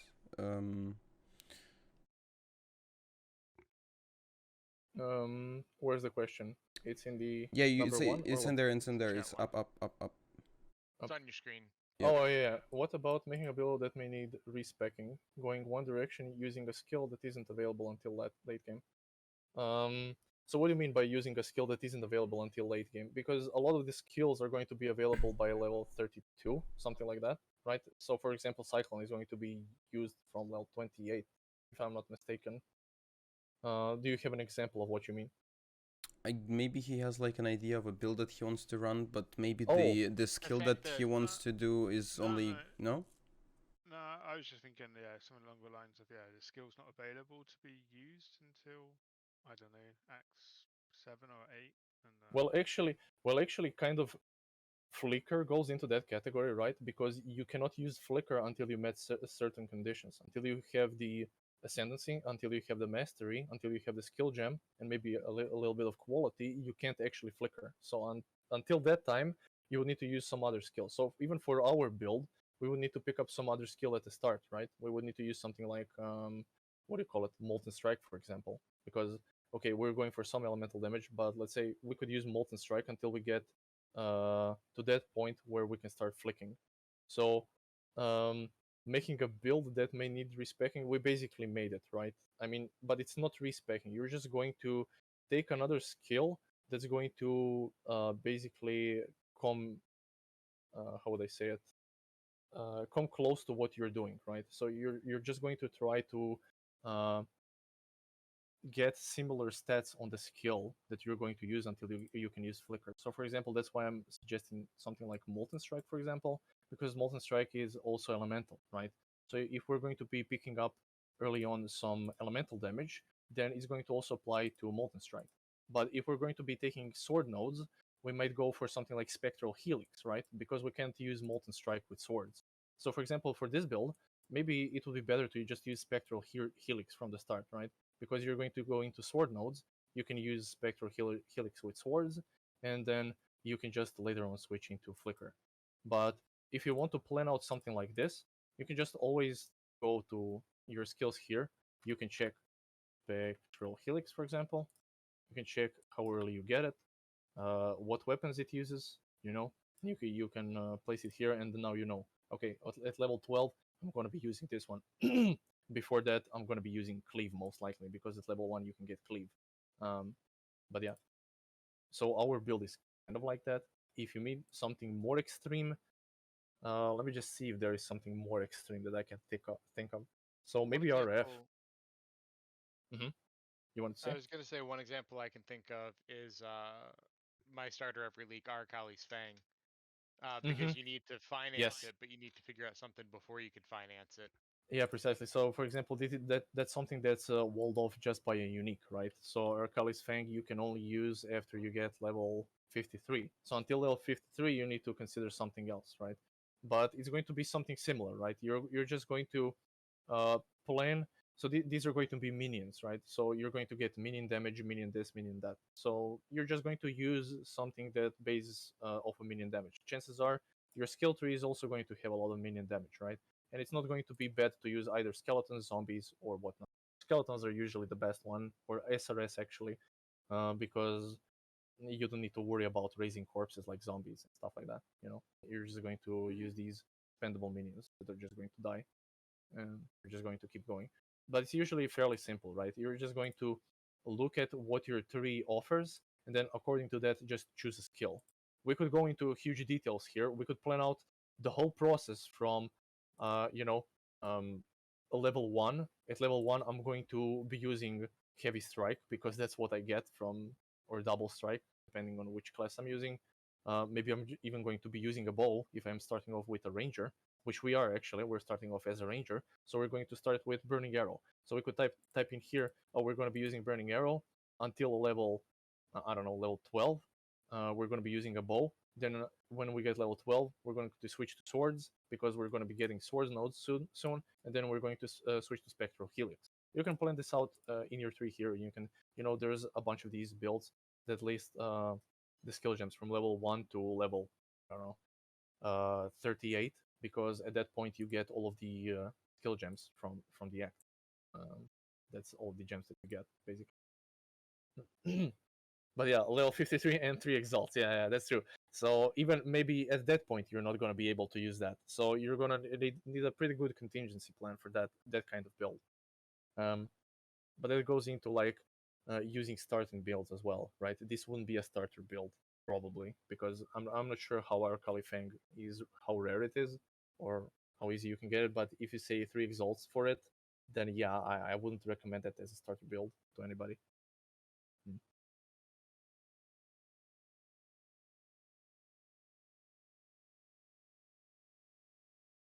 Yeah, for sure. Also, like if you've made a character, right? If you made a character and you decided, oh no, it's not that good. For example, this like Flicker character that we made, and you figure out, okay, it's pretty good. It can do what do you call them? Tier 15, tier 16 maps, red tier maps. But anything above that, I just can't do, right? So what you can do is you can actually decide to go and make a new character, but just remember to sell everything on your past character. So this is what the person is sayings here, right? So yeah, that's absolutely true, right? You just need to resell all of the stuff that you bought. So for example, I had this buddy of mine is playing with me Path of Exile all of the time, right? And then he's afraid to buy an expensive item, but he shouldn't be afraid to buy an expensive item because you can just buy it, test it out if it works, and you can just resell it back for the same price. Okay, maybe it's going to drop a little bit. If you say it a couple of days later, maybe it's going to drop a lot, but it's not going to drop so drastically that you're going to lose so much money, right? You can always resell the item that you buy. So don't be afraid to test things out, especially if you're going to like test it out and just resell it back. I mean, it's still worth 2x. It's not worth less just because you bought it, right? So yeah, definitely consider selling your stuff if you just decide on abandoning the character, sell everything, and use that currency to kickstart your next character for sure. But yeah, that's about all there is to it. I mean, if you guys have any questions, feel free to ask.